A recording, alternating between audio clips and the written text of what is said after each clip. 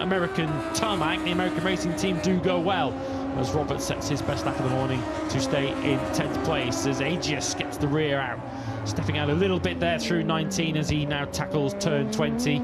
Looking to extend his advantage over Alonso Lopez as he tries to take the shortest run to the line. No improvement for Aegis, it's a 2:06.5, but a decent run being put together here by the Aussie.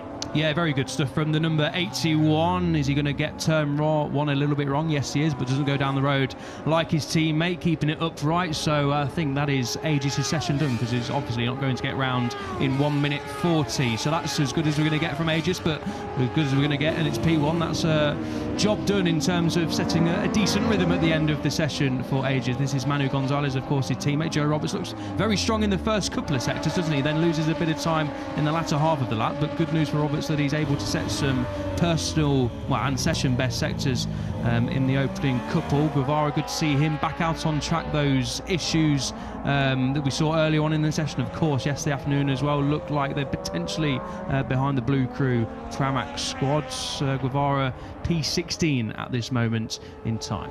Yeah, the Boscoscuro's not particularly competitive at this stage of the running. Perhaps would prefer the temperatures to be a little bit higher than they are. Celestino Vietti was very strong yesterday morning in FP1, but the top Boscoscuro, which was Vietti yesterday in practice, 8th place. Only 2 of them are automatically through to qualifying 2. The other 4 are in Canet and Denis Sonju for Marc Vidies, Alberto Ferrandez and Dennis Foggia, the teammates of Guevara and Vietti respectively, also going through qualifying 1 a little bit later on today. 12 Calex and 2 Boscoscuro as it stands, part of qualifying 2 a little bit later on.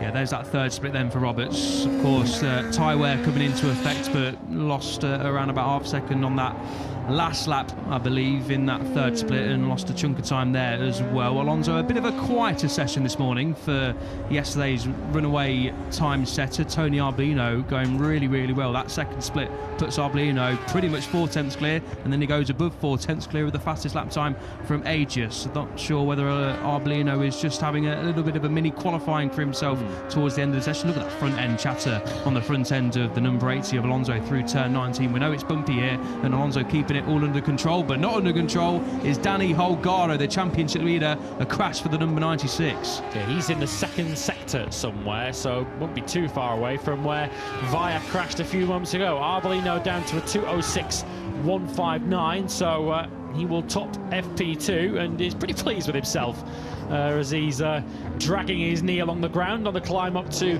turn 1. So the top 2 in the World Championship have both decked it in this morning session FP2. There is Danny Holgado, and clearly by the state of his leathers, it wasn't a slow crash for him.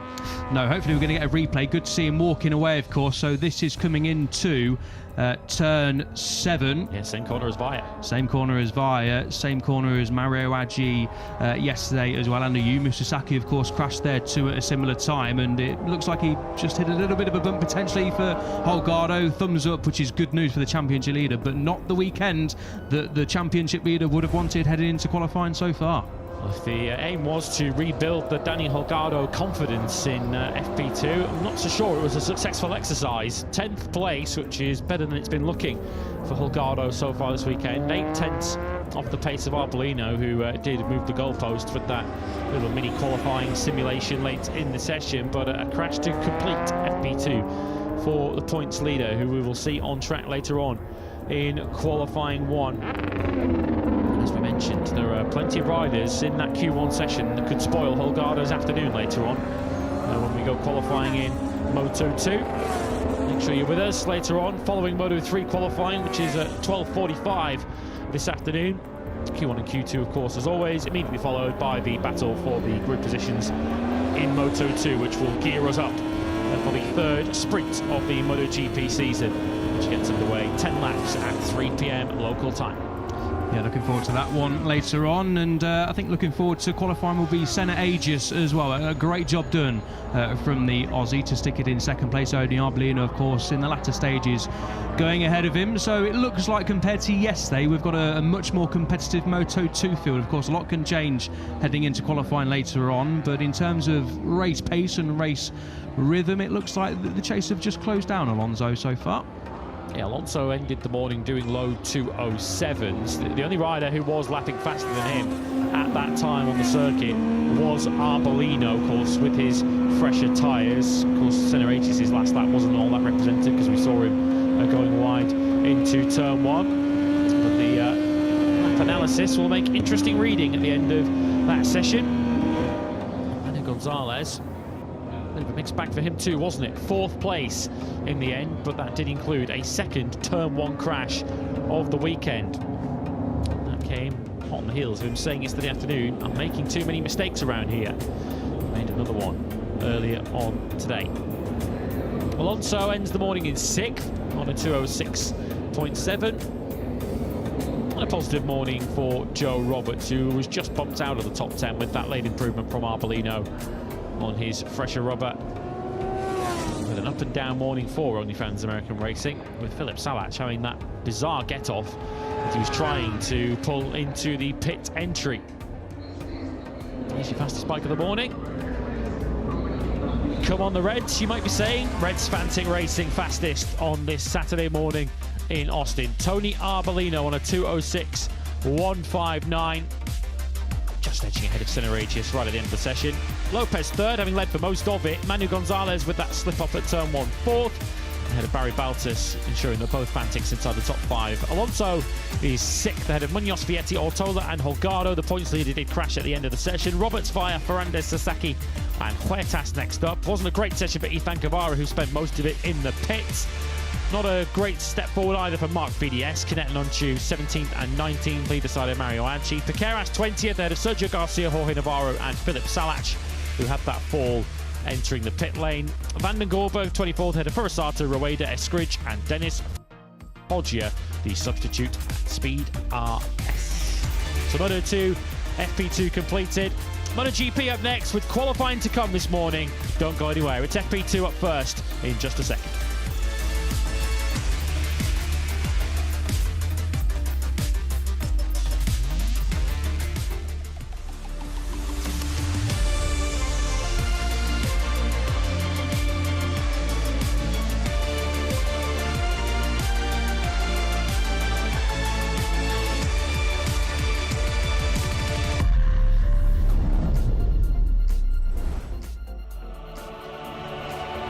World renowned for its eclectic music scene, MotoGP's ready to rock and roll at the roller coaster circuit of the Americas, located around 20 minutes from vibrant downtown Austin, home of some of the world's biggest tech companies and located 100 miles south of Dallas.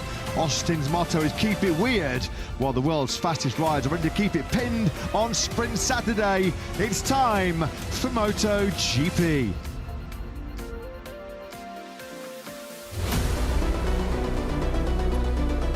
This will be the 13th Grand Prix at the magnificent circuit of the Americas. First one, of course, 13 long years ago now, back in 2013, part of a massive 1,500-acre complex built back in 2012. 20 corners, the most on the Grand Prix calendar, crammed into a 5.51 kilometre layout. Very, very busy, very technical through that first sector. Turn 10 was a major talking point, the downhill left-hander yesterday after Marc Marquez had his big crash. The world champion, though, still able to bounce back and set the best time of day one. Hardest braking zoned into 1, 11 and 12. Good overtaking hot spots there as well.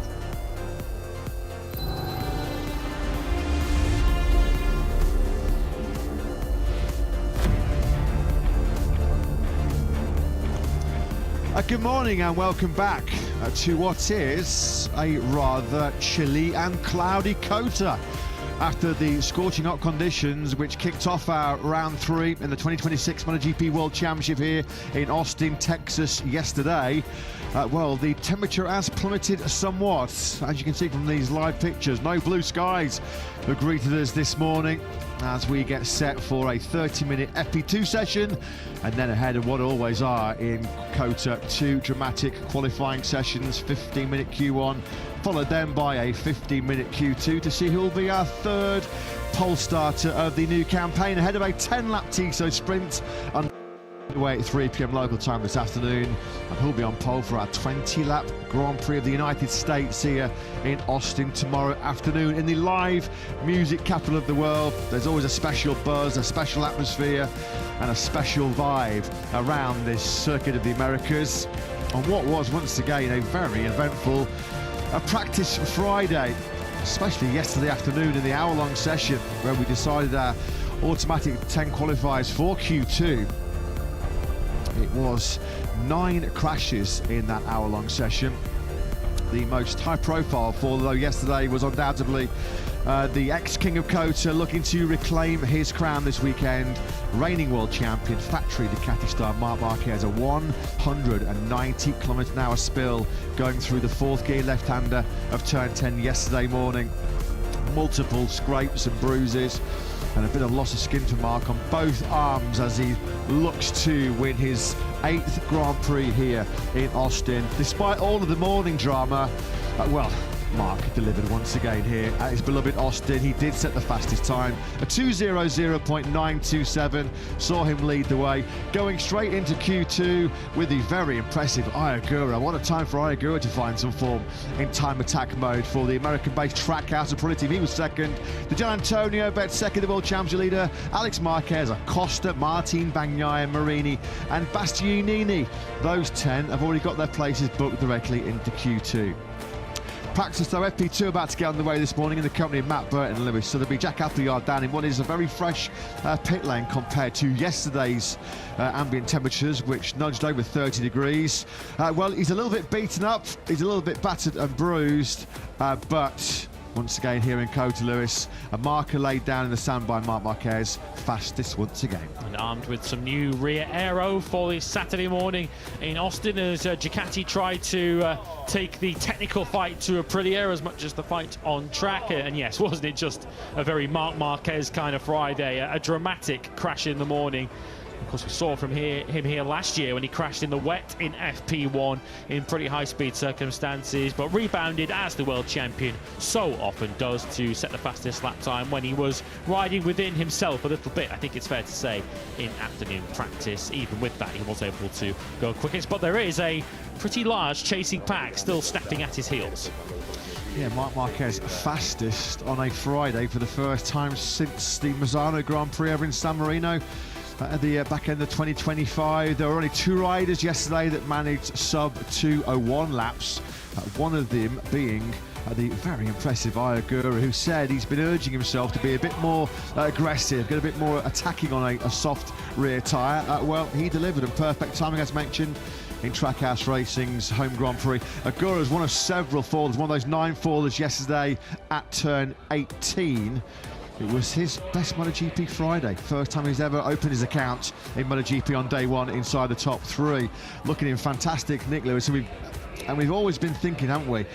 If Ayagura can find some speed on a soft tyre, qualify well, he's going to be for sure a podium contender. He's certainly in the game this weekend. Yeah, and I tried to get the answer from him yesterday as to what did change yesterday. Why was he so fast over 1 lap yesterday? And he essentially saying, he initially said, I'm pushing harder, which I think was his way of saying that he's taking more risks now on a single lap, and he says he'll take even more this morning. I guess that's naturally going to be something that a rookie is going to try to understand in their first year, as Ayagura was last year. Second year, of course, every MotoGP circuit now, he's got some experience to build upon. It does look as if Ayagura is taking a genuine step forward.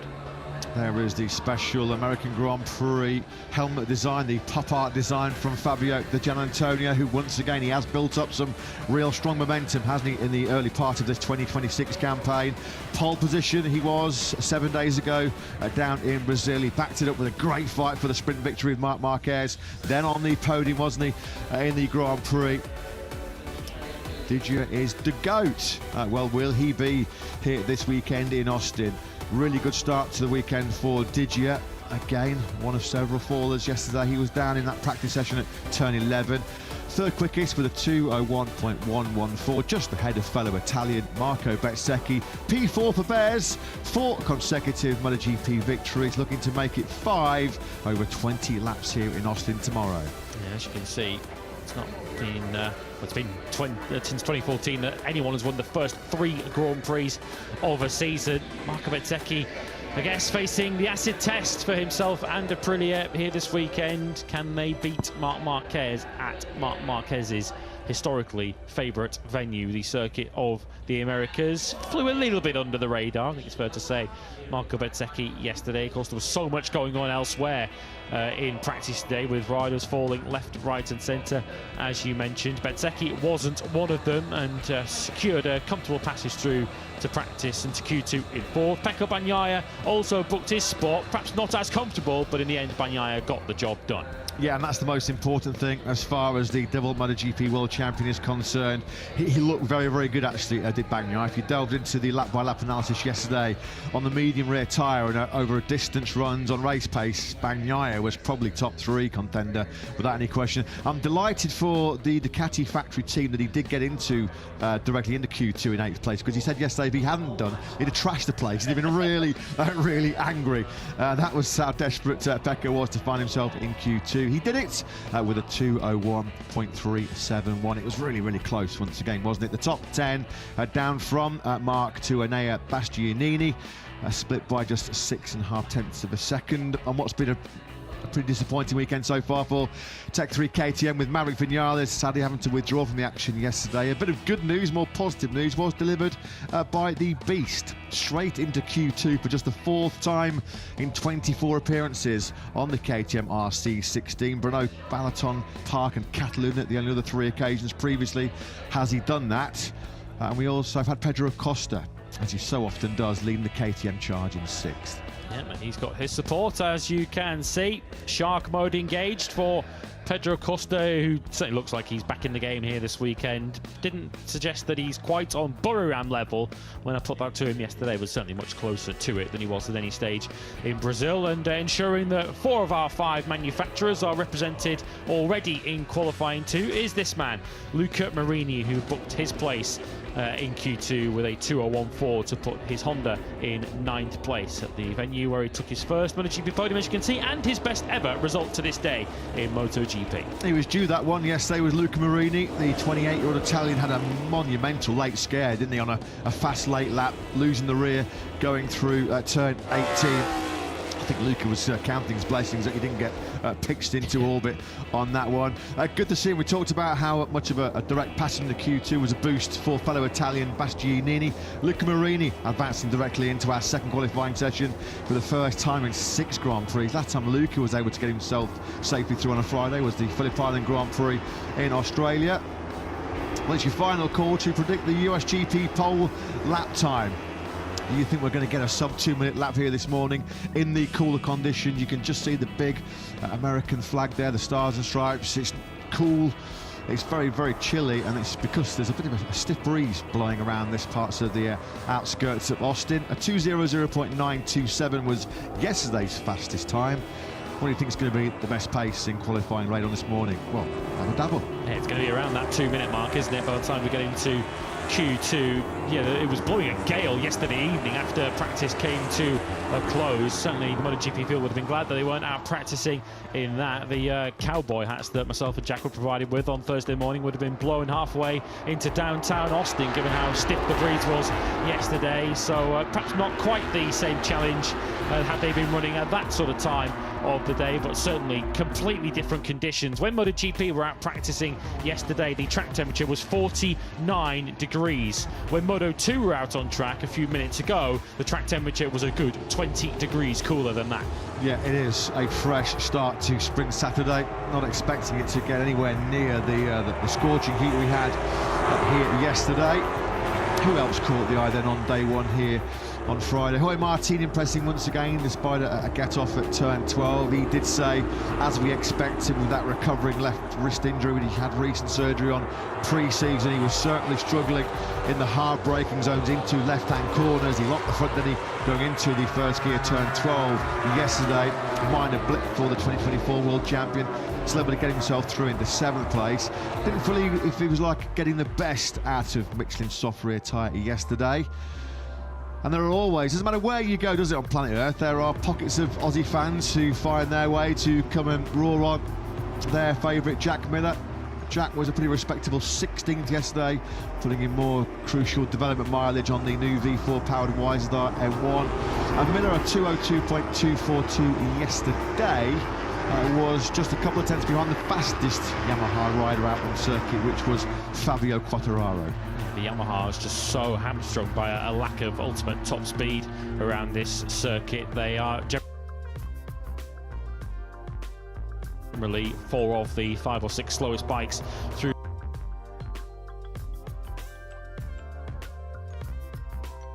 the speed traps. Miller also really struggling to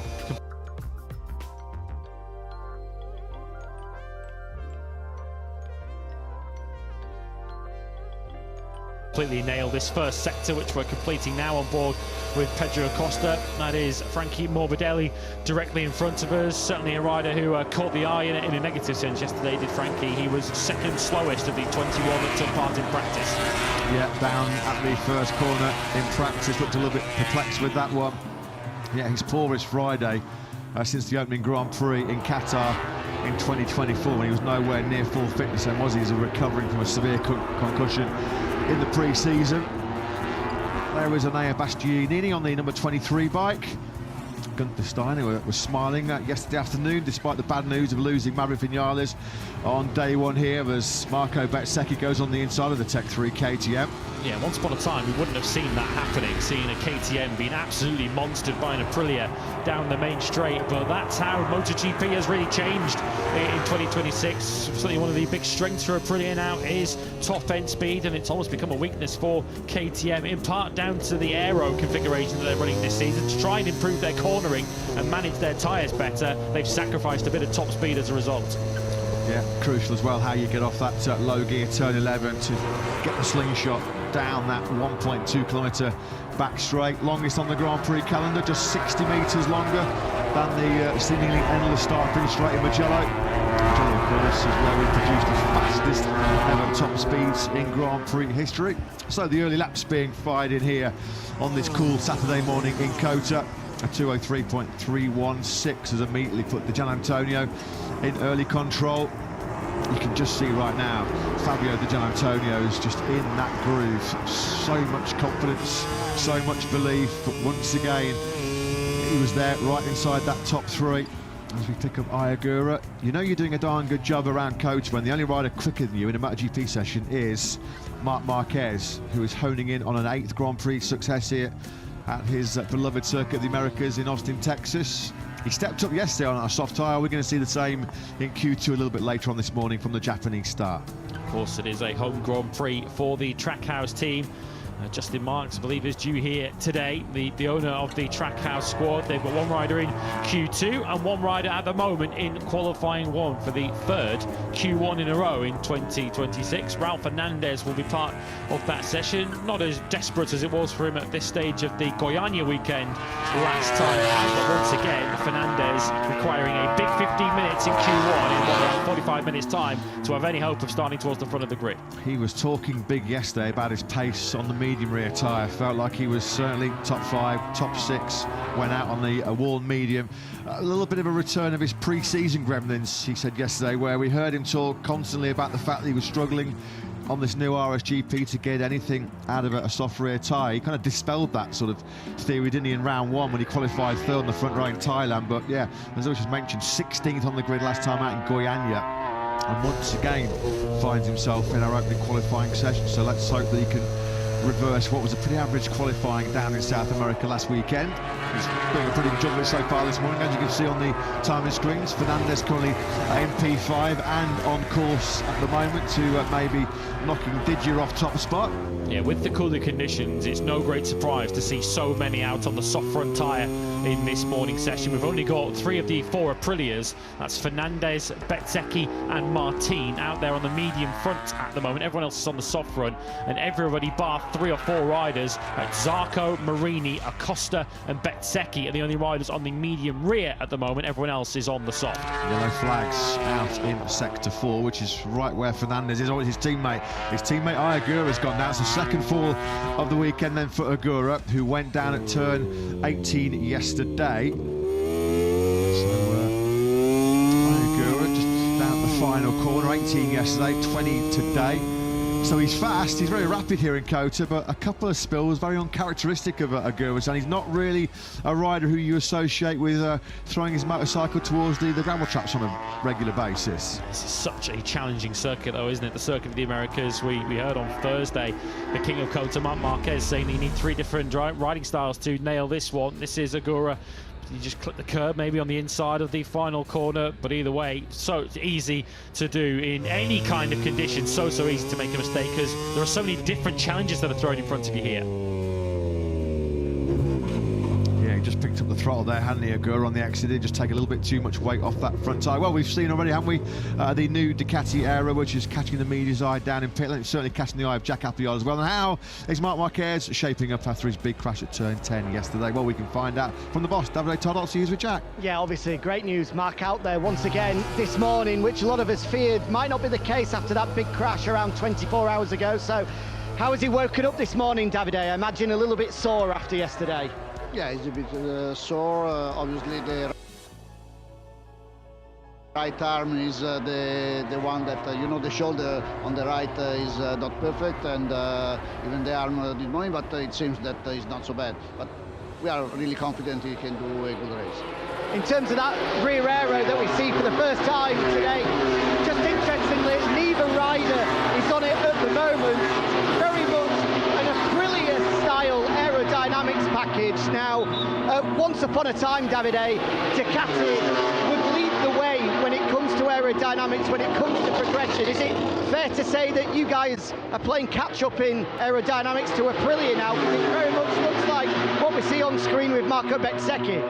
Yeah, it's obvious that you have always to look to his leading, and it seems that Aprilia in this moment is performing very well, so why not to have a look at It's been a suspect start for Pecco Bagnaia so far this season, but he's always told us that despite the results looking similar to last year, the feeling is very different. This feels like a really big day for Pecco, a really big morning. If he gets onto the front two rows of the grid, he clearly has the pace to be able to compete, but so far he's made key mistakes in qualifying. Yeah, as you said already several times during the week, he made a big mistake in Brazil that compromised all the and he's really focused to make no mistakes, because here he won last year and is one of the most competitive riders in this racetrack. So we are closing the finger and we'll see. Thanks, Davide. Have a good day. Thank you. Yeah, thanks, Jack. Thanks as always to Ducati Lenovo team boss Davide Tardozzi. For so many years, of course, Ducati at the forefront of so much modern-day technology in MotoGP, in particular aero, in particular ride height devices. They were copied by so many other factories. Well, if you can't beat them, join them. Aprilia have built a phenomenal RSGP. And what's the old saying? Imitation is the sincerest form of flattery.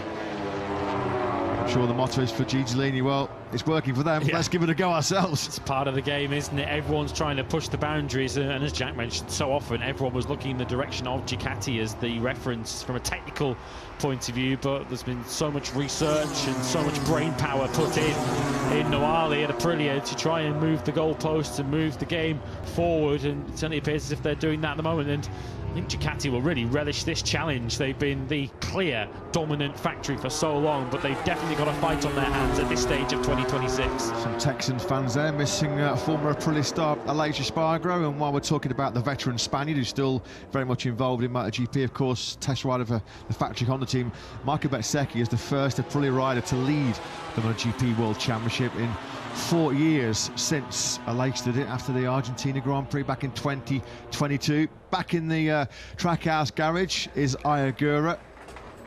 Agura crashing out on what was just his 5th lap of the session at turn 20. Marco Bezzecchi then is back in control of this FP2, a 201.789. He leads home at the moment, an all-Italian top 3, which does feature the Gian Antonio and Bagnaia on those GP26s. How's Mark faring? I was walking through the paddock this morning and just caught a glimpse of Mark and just asking him how he was, and clearly he just showed he's lost quite a lot of skin on the palm of his left hand. There's lots of cuts and bruises and scrapes on both arms. It's going to be a long 30 laps of race action here around Kota. We know how much Mark loves the place, but he is certainly going to have to dig deep if he is to add another victory. And of course, at the back of his mind as well, there's been spills out of the lead here in 2024. He crashed out the lead here 1 year ago. How's he getting on this morning? 9th fastest at the moment is Mark with a 2:02.9. 1:04.529. Yeah, every time he grabs the front brake, that left hand will be screaming in pain. Whether he'll take any painkillers, we'll have to wait and see. This is the corner that's the source of a lot of his pain when he crashed here yesterday morning. Marco Bezzecchi with a much more settled journey through turn 10 as you plunge downhill towards 11. That's a ballsy old corner, isn't it? Turn 11. Yeah. Turn 10 has got to be one of the sort of now most scariest corners on the Grand Prix calendar. It's a blind entry, a blind crest into it, fourth gear, 190 kilometers an hour. We saw Mark part company with his factory Ducati yesterday. So many riders, we talked about this yesterday, they've talked about what's it like just attacking, full commitment, full attack mode going through turn 10. They just say, well, the sensation really, the only way we can describe it is it just feels like you're plunging off the end of the world. On top of the world at the moment, without any question, is Bez, and he's on top of the timesheet still in FP2. Oh, well, it's a massive home Grand Prix weekend, isn't it, for Trackhouse Aprilia. We've already seen them make a real strong start to 2026, the double podium in Thailand for Raul Fernandez. Ayagura as yet to finish outside of the top 6 in both sprints and both Grand Prix. He was second fastest yesterday. Does a big result, Peckin, in a big weekend for the American base team. Let's get the thoughts of the boss, Davide Brivio with Jack. Yeah, certainly is a big weekend, and you're right to point out, Bertie, the form of Ayagura coming into the season so far. We spoke many times last year about the roller coaster 2025 he has, but so far he's, I know only 2 rounds, but been able to find that consistent level, proven it yesterday that he's here to compete once again. How pleased are you with the level we've seen from Ay so far? Yeah, of course we're pleased, but it's nothing, I mean, I wouldn't say we expected, but this is what we were working on. And what you call the roller coaster of last year, I think was very much influenced by the injury. We had 2 big injuries, and when he got injury, it was a little bit of step back, and then time to recover and everything. So now, hopefully, if everything's going okay, is, I mean, we know he's fast, we know he has talent, and it's a matter to go through the first year of experience, to make mistakes, to learn, to understand. And we have seen him starting in the season more, I would say, more mature, more aware of what he can do, and but also not aware, but like having experience, he knows what to expect. Also the let's say the rhythm of the MotoGP is higher than Moto2. Moto2 you can take it more easy. MotoGP you have to be ready by Friday morning, and so he had to go through this process, and I think this year he has more mentally prepared to approach what the MotoGP requires. But this is a never-ending job. I mean, even if you race 15 years, I tell to everybody, you have always something to learn, and it's what he's doing. And so, yeah, so far so good. Let's see what's happening. Been close to the podium on more than one occasion now, but still, sprinting Grand Prix, that first podium eludes him. How much of a weight off the shoulders do you think it would be if I was to get a podium finish on either a Saturday or a Sunday afternoon? Yeah, I mean, this is what I think we have to do this year. We have to stay as close as possible to the top position and take the opportunity when they come. Sooner or later, maybe you get an opportunity. We just have to be ready by that time. And this is what we try to do, try to stay ready for that. Thanks, Davide. Your mechanics have rudely interrupted us, so I'll hand back to the ball. Okay, ciao. Yeah, how very rude of those Trackhouse mechanics to interrupt what is always a very interesting conversation between Jack and Davide Brivio down there in pit lane. Yeah, you do get a sense of maybe the floodgates will open in terms of top 3 assaults from Ayagura. Costly mistake he made this morning, though. I mean, this session would have been a session where the riders would have been relying on gaining a lot of data and information ahead of this afternoon's sprint and Grand Prix. But Ayagura has only done 4 time laps before he tips off that slow speed get-off through the left-hander of turn 20, 2:05.495, the best from Agura.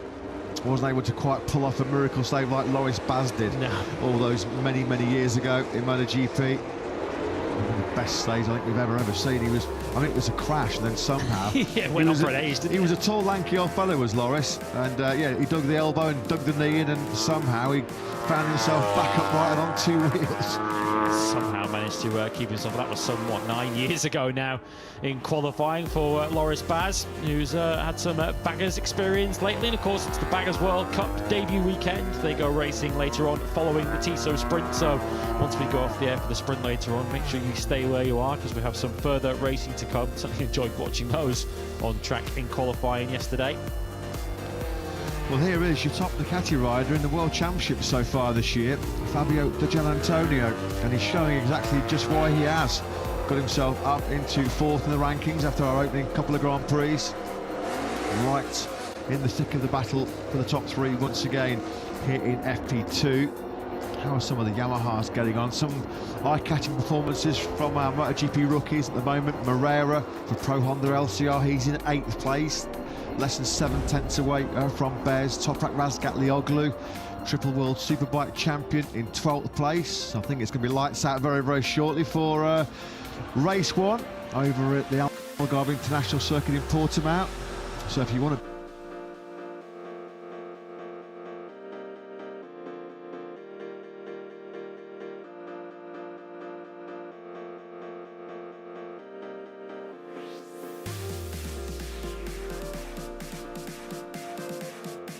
bit of race action as well to accompany you, as well as a bit of practice and qualifying actually in MotoGP. Well, yeah, our World Superbike colleagues are about to get underway in Portimao.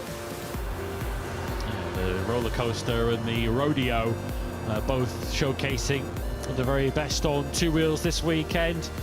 And here is certainly the best historically around the circuit of the Americas, Marc Marquez, who has not had an awful lot of luck on his side so far this season, with the freakish issue in Buriram when he clipped the curb at precisely the angle to dislodge the tyre from the rim when his rim was damaged. And then, of course, very minute mistake that he made on the Sunday afternoon, which saw him relinquish 3rd place to Fabio Di Gianantonio. Sprints haven't been the biggest of problems for Marc Marquez so far, which will serve him well later on this afternoon, but so far on a Sunday, no Grand Prix podium for Marc Marquez from the first 2 Grand Prix. There you go, bang on 1,200 metres. That is the length of the longest straight on the Grand Prix calendar.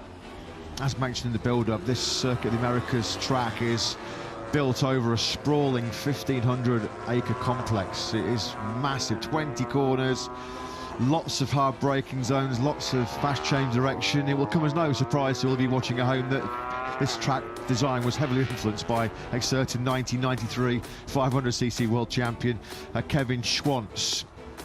Designed primarily by Herman Tilke, of course, with input from Schwantz, drawing inspiration from the likes of Istanbul Park, Hockenheim and Silverstone. So yeah, it has a little bit of everything, does this Austin track, and it is probably one of the most physically demanding.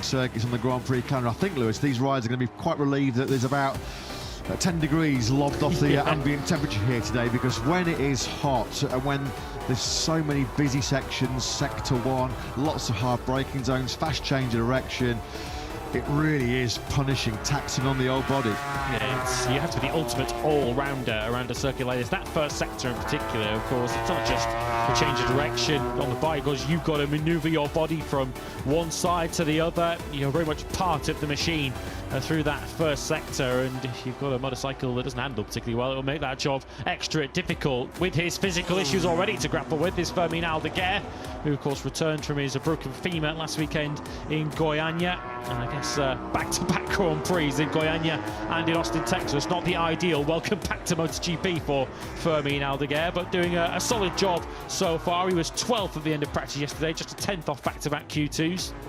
Yeah, real shame he didn't make it straight through, because it was another heroic effort. Riding above and beyond the call of duty right now is Aldeguer, still hobbling around the paddock with the aid of one crutch. He tried yesterday, he said, let's just try and see where the pain threshold is, try without painkillers, and I think he quickly realised, incorrect decision. I need some medical assistance to help me get through, well, certainly the full hour-long practice yesterday. But he's doing a phenomenal job, isn't he, right now? Is Aldeguer. It's great to see him fighting for that top 10 once again. Michele Colonnino there, the CEO of the Piaggio Group, which of course are so central to Aprilia. Someone had some issue, they certainly have, because that's a heavy crash we could hear in our headset. Someone down in the first sector through turn 2, that'll be quick. That will be quick, it's Alex Marquez. Alex Marquez at the moment is completely at odds with that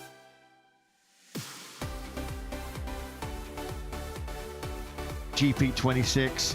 He said yesterday, I'm not riding.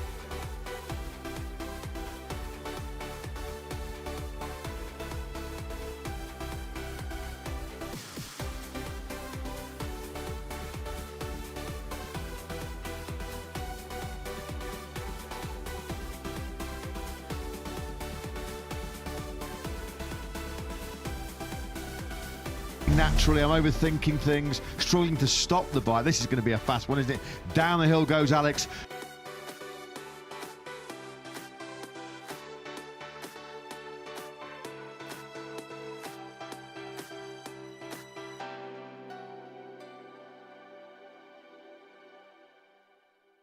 Third gear through that, went early, 175 kilometers an hour. So Alex, his tough weekend goes from bad to worse. He was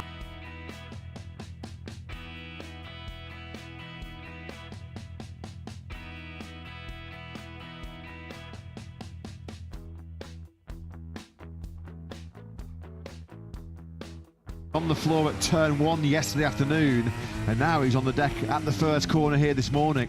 Yeah, that was his first time lap, so he just completed an outlap, and Marco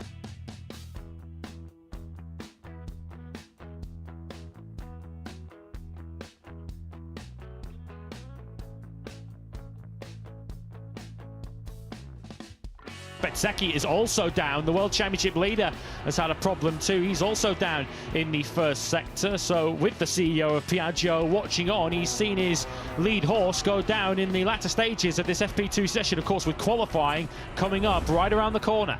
Yeah, Bez on the back of the leathers. We've only got the Z that's surviving at the moment. That's a real quick get-off, isn't it, for the World Championship leader. Slides rather harmlessly, thankfully for his sake, on his backside. Where the bike ended up. Watch this bike, it goes all the way on a journey, all the way to the fence. They're going to have a major job at Aprilia to have any hope of, first of all, they've got to get the bike back, but then Bez might once again find himself going into qualifying with just one bike at his disposal. Yeah, he was under the cosh, wasn't he, big time last weekend in Goiânia in that exact same scenario. Still was able to qualify on the front row of the grid in second place, and when he went down there in this session, he is still leading it. Iagura was just trying to rebuild some confidence after his early crash at turn 20. He's got down to a 2:03.162. You just wonder whether it's an awful long time as you go through that downhill turn 2 for Alex Marquez. An awful long time he's been on the right hand side of the front tyre, whether it was just a drop in the temperature on the right hand side. It is a very, very cool late March morning here in Austin. Yeah, like Alex Marquez, that was Bezzecchi's first time lap having left the pit, so had he just not got the temperature up in those tyres by the time he approached, he made it further round than Alex, only a further 4 corners before he went down at turn 6. But it just shows how in any condition, be it hot or cold, this circuit can bite. It's already bitten Agura twice. This time around, there's no problems. The trail brakes. And now this is crucial. You have got to get some good drive here now out of that 11. One, to try and set up a slipstream and set up maybe an attack on the brakes yourself into 12, but also to make sure that you're not going to get attacked on this long 1,200 metre run-up mark now on the number 93 bike. Those damaged hands are going to be feeling really sore. He said the 2 words that came out of his mouth, he said, I slept okay, but I was stiff and sore. Not surprised after what happened to him in FP1 yesterday. As Jack just pointing out, Mark on this newly designed aero for the very first time. By Mark's note, it's been a low-key FP2. He's in 11th place. Yellow flag's out in sector 1. Somebody else has gone down then in that fast turn 2. It's not Anea Bastianini. It's not an LCR Honda, it's certainly a white indicator on the turn. So yes, Diogo Moreira, who's done very little wrong so far in his rookie campaign in MotoGP, but he's gone the same direction as Alex Marquez. Yeah, you just wonder whether this is predominantly temperature related or lack of, so to speak. Yeah, Marc Marquez, just done a slow lap. Marc Marquez is fastest, a 2:01.714. So on that new aero, well, Mark will be saying, how come it's taking us till round 3 to fit this onto the GP26?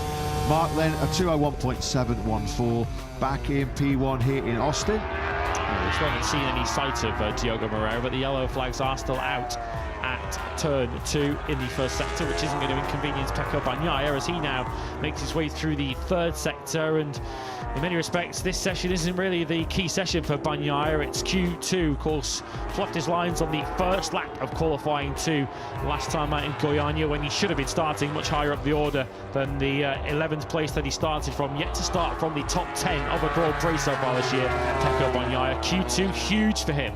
Brutal conditions in the sunshine yesterday, and the cloud cover here today. 21 rides on our slightly depleted field with no Maverick Vinales. 12 of those 21 have now fallen so far here this weekend in Austin. Jorge Martin over the line, yeah, class ride that, class lap, 2:01.563 from Martin. That's pushed him up into P1 as his crew chief Daniele Romagnoli looks on. In the upcoming Q2 session, which he will be part of, Jorge Martin will be looking for his first pole position since the Australian Grand Prix at Phillip Island at the back end of 2024. This is a look at the Bezzecchi crash then through turn 6. And, very quick that washed away from Marco Bezzecchi, and the second Saturday in a row where he's brought a bit of extra pressure on himself with qualifying coming up. Hasn't made too many errors this year, has he, Bezzecchi? Absolutely zero chance of saving that one in the first sector. Of course, the standout mistake he made so far this season was when he crashed from pole position in the sprint on our opening race action of 2026. So Martin then leads it. We've got the 2 factory Ducatis, his closest company behind. Bezzecchi 4th, although back in the garage now licking his wounds and hoping that somehow he can have 2 Aprilias at his disposal in our second qualifying session. Diogo Moreira, when we mentioned at one stage, he was inside the top 10 and looking strong, wasn't he, the Brazilian rookie? Well, we're going to get a replay now of him just ahead of Alex Rins. And that's just pretty much the exact same crash that Brazilian rider Alex Marquez had. Thankfully for Diogo as well, he just slides into the gravel trap long runoff there on his backside. Oh, that's a second crash for Agura. Agura's down at turn 2. Agura then now has gone down at turn 2. Second crash of the morning, 3rd of the weekend so far. So is he going to have a bike for qualifying? Turn 2 is turning into a bit of carbon chaos here at the moment in COTA, isn't it? Well, he's the 3rd rider now in the space of, what, 5-10 minutes that's gone down at 2? Yeah, yellow light panel. You can see it just over to Ayagura's left. You should be able to catch a glimpse. We don't, unfortunately, because of the crash. But I definitely, like Jack in our ears, saw a yellow light panel there flashing for Ayagura, who got away with it yesterday when he crashed soon after Pedro Acosta when there were yellow flags waving, because he hadn't had the sufficient time to react to the crash. He crashed pretty much instantly after Acosta, but potentially once again Ayagura is going to be sweating a little bit. More yellow flags, of course, for his crash. Fortunately for him, the first of the 2 falls he had at turn 20 wasn't a particularly fast one, so that bike should be ready for qualifying 2. Well, Justin Marks' repair bill for his home Grand Prix is skyrocketing right now. Then Azagura on the deck for the 3rd time. And of course, this does beg the question about bikes available for him in the upcoming Q2 session. Let's go down to Jack. Yeah, the good news for the Japanese rider is that crash was on the very same bike that he crashed the first time around. Obviously, that was a pretty slow one, and they were able to do a quick repair job on Ayagura's machine. So he does have the number 2 bike sat there in the garage waiting, which they are now feverishly working on ahead of his Q2 appearance coming up. Thanks very much, Jack. Good spot. 2 crashes in the space of 9 laps then this morning for Agura. And each one of them is just going to sap that little bit of confidence and the momentum that he gained yesterday with that brilliant second place. Bettered only by Mark on day 1 here in Austin. Well, That's kind of already been sucked out of his sails, hasn't it, right now? Not so much going, unfortunately, for Frankie Morbidelli, who had a pretty torturous Friday here in Austin. He's right at the wrong end of the timesheets as well. Today, 20th yesterday, 19th fastest this morning. I do wonder, with Ayagura having literally said yesterday that my better single lap performance is coming from pushing harder and taking more risks, is he going to be a little bit reluctant? Is he going to be a little bit risk averse in qualifying 2, coming up having had 2 crashes in the space of 25 minutes already today? Cool, that's another moment through 10 for Mark, wasn't it? Oh yeah, he's rolled out of this one by the looks of it, because that was a big moment for Mark. Back under the bubble then now, attacking out of 11. He's got Marini for company. Still lots and lots of rumours linking Luca Marini with a factory Yamaha seat in 2027. Pedro Costa, my eyes are drawn to the former world champion leader, because he's just set the fastest second sector of the morning. Checkered flag is out. Well, day 1 here in Kota was a bit of a crash fest, and the start of day 2 has been exactly the same, hasn't it? With 2 falls for Ayagura, big ones as well for Alex Marquez and Diogo Moreira down the hill, the fast right-hander into 2. And of course, the World Championship leader, Marco Bezzecchi, in the middle of turn 6. He's taken the checker flag on his number 2 bike, but once again, he's potentially heading into a qualifying session with no safety net of a second bike, just a 1 bike available to him. Here comes Acosta then into the final couple of corners. Lost a quarter of a second in the 3rd sector, which is where he is worried that he's going to hemorrhage time here this weekend. Sector 3, which takes in the bulk of that 1.2 kilometre back straight, is where Acosta is losing so much of his time, and he's going to have to try and override that KTM everywhere else around this circuit to get it up the grid.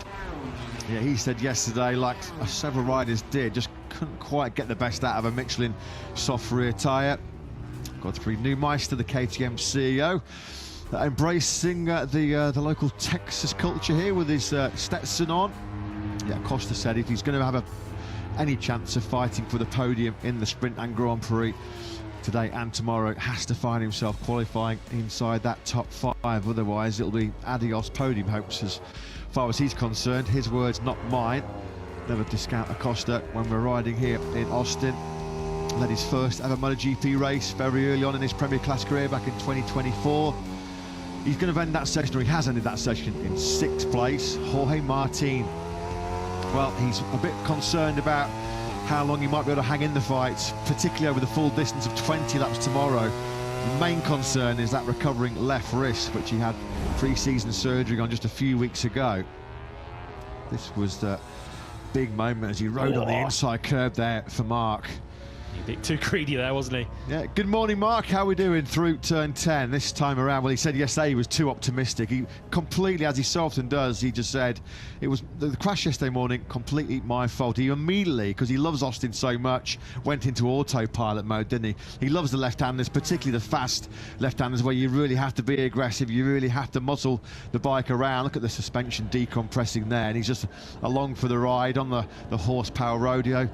Thankfully, on this occasion, though, he is not flying through the gravel trap on the exit as he was yesterday.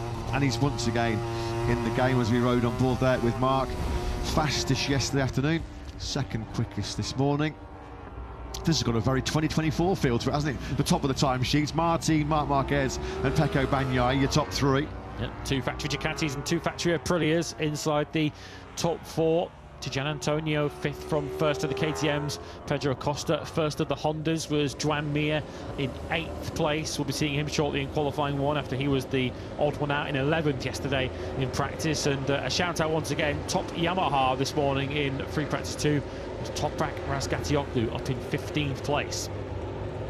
So Martin, just more and more confidence coming his way. Double podium in Guayana last weekend and fastest in FP2. A 2:01.5 for Jorge Martin. Saw him a 10th.5 clear of Marc Marquez. Factory Ducati 2nd and 3rd. The factory Aprilia is 1st and 4th with points leader Bezzecchi in P4 despite his fall at turn 6. Gian Antonio 5th ahead of Acosta, Aldeguer, Mir and Alex Marquez, who was one of 3 fallers at turn 2. Ralph Fernandez completed the top 10 ahead of Bastianini Moreira, who was one of the other 3 who went down at turn 2. Binder Marini, Toprak, Ayagura 16th after falling twice. Fabio Quartararo next up on the Yamaha ahead of Johan Zarco. Frankie Morbidelli, whose weekend shows no sign of improvement. He just had Alex Rins and Jack Miller behind him. Yeah, tough going at the rodeo right now as far as Frankie Morbidelli is concerned. No problems though for Jorge Martin, the 2024 MotoGP World Champion, on song and banging form here as we arrive in Austin, Texas, and he goes into qualifying fastest in FP2. Who's going to be on that COTA pole? Join us very shortly for Q1 and Q2 action here at the White Knuckle Roller Coaster Circuit of the Americas in Austin, Texas.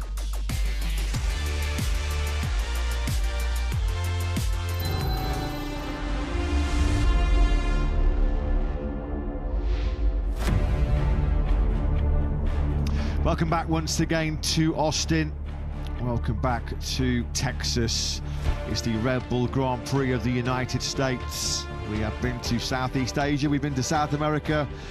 Our third stopover on our 22-round World Championship campaign this season brings us to North America. Of course, our first visit here all the way back in 2013. The 38th US Grand Prix coming your way here this weekend. And there's no better vantage point of this magnificent COTA circuit than right at the top of that wonderful observation tower.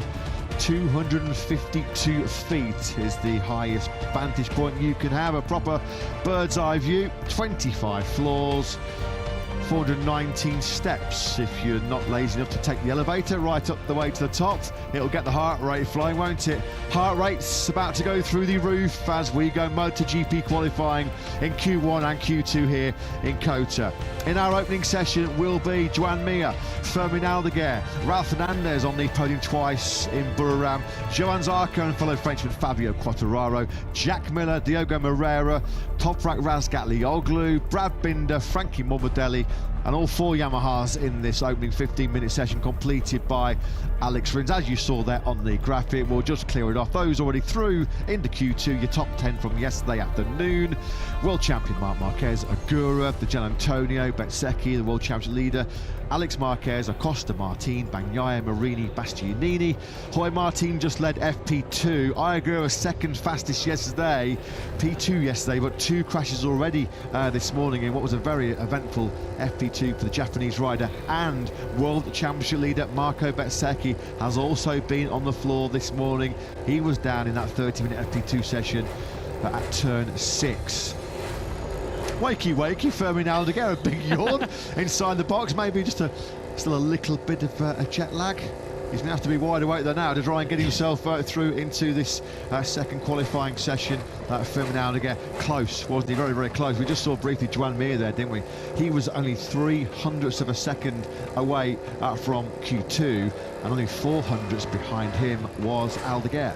Well, a week ago, this man produced one of the great qualifying laps to put that Yamaha in 4th place on the grid. It's going to take something similar here, I think, from Fabio Quartararo to put a Yamaha in qualifying too, because they are very much back on their back foot this weekend. All 4 Yamahas going through this qualifying 1 session. The fastest of them, we remind you, in free practice 2 earlier on this morning was Toprak Razgatlioglu, but surely any hope of Q1 hinges on another superhuman display from El Diablo.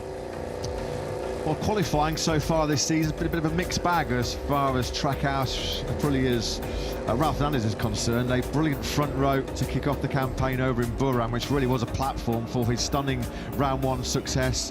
3rd on the grid at the Chang International Circuit, 3rd in the sprint, 3rd in the Grand Prix. But then it was a 16th place on the grid in Goiânia last weekend. He's got it all on to get himself out of what is always a super competitive Q1 session, as the Aussie fans with their inflatable kangaroos get set to cheer on one of their own. There are the latest Spargo fans back out in force, and the Aussie flags, the 43 fans here as well. Jack Miller was 16th fastest at the end of play here yesterday. Here's Johan Zarco, who we saw letting his frustration get a little bit the better of him when he overshot turn 12 in FP2. He's been struggling to have a bit of a settled bike underneath him, which is the comparison he drew with Luca Marini yesterday. Marini on a bit of a settled setup at Honda, which allowed him to get through to Q2. Honda surely have a bit of a chance here. Ralph Hernandez should be one of the favourites based on reputation and the machinery underneath him coming into this Q1 session. But with Frankie Morbidelli on the Ducati and Fermin Aldeguer in this session, both with their own various problems, be it physical or technical, coming into this session, that could open the door for potentially a Mir or a Zarco to book a place in Q2 for Honda. If you're wondering at home why we only have 11 riders participating in this opening session, if you are joining us for the very first time this weekend, Maverick Vinales, unfortunately, Red Bull KTM Tech 3 rider, did withdraw during the lunch break here yesterday. A screw has worked loose, or part of the operation process, the recovery process that he had after suffering that nasty left shoulder injury at Q2 in the Sachsenring. Vinales already probably on his way back to Europe, actually. Surgery in Italy on Tuesday just to reattach the screw to the tendon. Vinales hoping to be back in action for his home Grand Prix in Jerez at the back end of April. So just 11 riders fighting then for our 2 places in Q2 coming up shortly. No lack of incentive in this qualifying 1 session, because of course in both of the Q1 sessions so far we've had at least 1 rider, or in the case of Brazil 2, advance through it and onto the front row of the grid by the time qualifying 2 is completed. Ralph Hernandez here was the rider who did that in Buriram round 1 of the season. Of course, when we were having the same conversations about Ralph Hernandez's ability to get a single lap out of a soft rear tyre, if he can figure that out in qualifying 1 and book his place in Q2, then could put him in very good shape for Q2. Yeah, Goiânia was a very unique affair this time last week. First time in MotoGP history, 2 riders who came out of Q1, which then was Bezzecchi and Di Gianantonio, then went on to occupy our top 2 places on the grid after the second qualifying session. Alex Rins, small misfortune, came the way of a serial Grand Prix winner hit in Kota just at the moment when it was full-on time attacks in that practice session yesterday. I don't think they were struggling to get both of those V4 powered M1s fired up down in pit lane. Of course, a rider who has a stellar record here, doesn't he? Wins in MotoGP in 2019 and 2023. That 2023 victory, the first for LTO Honda since Cal Crutchlow had won at Termas in 2018. Only rider ever to win at Austin with 2 different brands, a winner for Suzuki and for Honda, and he's the only rider actually on circuit here in Texas who's won across all 3 Grand Prix classes: Moto 3, Moto 2 and Moto GP. It's just a shame, unfortunately, at the moment Alex Rins just doesn't have a competitive motorcycle underneath him to attack for another win here at his beloved Kota. Yeah, Marc Marquez is the king of Kota, then Alex Rins is next in line for the throne, isn't he, as these outlaps are completed, and it is Fermin Aldeguer who is going to lead us over the line. Of course, such a long lap here, 5.5 kilometres in length, a lap of just over 2 minutes, so this session will go by very quickly. Aldeguer then up the hill into turn 1. His teammate Alex Marquez was caught out there yesterday afternoon. Alex also caught out right here down the hill, 3rd gear, 175 kilometers an hour. They go through turn 2, and then now into what is going to be a very demanding opening section as far as Aldeguer is concerned. You're trying to put your weight through the foot pegs to help the high-speed change direction. It's just in those transitions where Aldeguer will be struggling. Saw him yesterday with the shorts, and he's lost so much muscle mass on that left leg. You can just see the difference between the muscle mass he's been able to retain with the right leg. Remember that left thing he broke on January the 9th over in Valencia. I have to say it was a mighty impressive return to action, wasn't it, in Goiânia last weekend, given the fact that he missed the whole pre-season, missed the opening Grand Prix in Thailand, to come back and be top 10 competitive, fighting for the top 6, just shows what a class act Aldeguer is. Yeah, he needs more time physically to get himself back up to speed, and also needs more time to fully understand and learn the bike that's underneath him. Of course, didn't get any pre-season testing in because of that injury, so Aldeguer in many respects is playing catch-up in this 2026 season. Trying to catch him up on these first flying laps of Q2 are Brad Binder on the Sol KTM in this Q1 session, and Toprak Razgatlioglu, who has got a genuine shot here of being top Yamaha on the grid. We'll track them now. There was Razgatlioglu on the 07 bike. Tested through the first 3 sectors as he looks to keep tabs with South African Binder ahead of him. Just the 2 left-handers of 19 and 20 now left for the 3-time World Superbike champion. I think he's finding not necessarily the transition over to a MotoGP bike, sort of stiffer prototype chassis, much more power. It's still that transition over onto the Michelin rubber, the completely different riding styles, the way that you set up the bike on corner entry and for corner exit as well. Razgatlioglu, though, fair play to him behind Aldeguer and behind Binder, has fired in a 2:01.902, which is his first 2:01 of the weekend. So, yeah, he's flying this morning. As is Juan Mir, a 2:01.324, his best lap of the weekend too. That would have put him automatically into Q2 yesterday. He did a 2:01.6 yesterday, did Mir, just running up behind Johan Zarco and the LCR Honda, who currently sits third. It's Mir and Raul Fernandez in your early top two after the first initial flyers. With the cooler conditions, much cooler than what we experienced yesterday. I mean, how far will the lap times drop compared to what we did see yesterday? 2:00.864 is the absent Mari Vinales' all-time lap record on that incredible weekend that Top Gun had here in 2024, when he just ran away with the whole weekend when he was on the factory Aprilia pole position, sprint victory, and an epic fight back through the field to take the Grand Prix win on Sunday. So it's Juan Mir and Raul Fernandez, the two Spaniards that at the moment are going through into Q2. Look at this, another impressive lap coming in from Razgatlioglu here. This is the sector, though, isn't it, Matt, where he's going to lose time on that M1 Yamaha, as Mir has a very strong second sector too. We pick up Toprak now through the third sector, which will complete as he just comes out of the tight left-hander of 15. What might have helped him, of course, is having a bit of a toe up ahead of him from Brad Binder's KTM as Toprak clicks through the third sector now, and he's lost 0.4 of a second. It's pretty encouraging. He's not getting massively dropped here by both Mir and Binder. He's estimated to maybe pick up one spot. Juan Mir already in control of this Q1 session, just looking to consolidate his place at the top, 2:01.324. That was some opening salvo, that wasn't it, by Mir, because he was almost 0.4 of a second clear of anybody else out on circuit. Razgatlioglu improves further down to a 2:01.745. Team boss Gino Borsoy looking on. Fair play to Razgatlioglu at the moment. He is, that 2:01.745 is 0.8 of a second quicker than his teammate Jack Miller, who has just closed that gap down, to be fair to Miller. He's just got himself in the 2:01s. Fabio Quartararo at the moment is right at the very back on the timing screen. We've got yellow flags out in sector 3. Quartararo's done nothing better than a high 2:05 at the moment. It's only he and Rins in the third sector, and it is Quartararo down in the third sector, so he's down, I think, at turn 15, one of the slowest corners on the circuit, but Quartararo's difficult weekend showing no signs of improving here. Yeah, just like he fell off the side of that Yamaha. Almost got a slap in the face there as well, kicking him while he was down.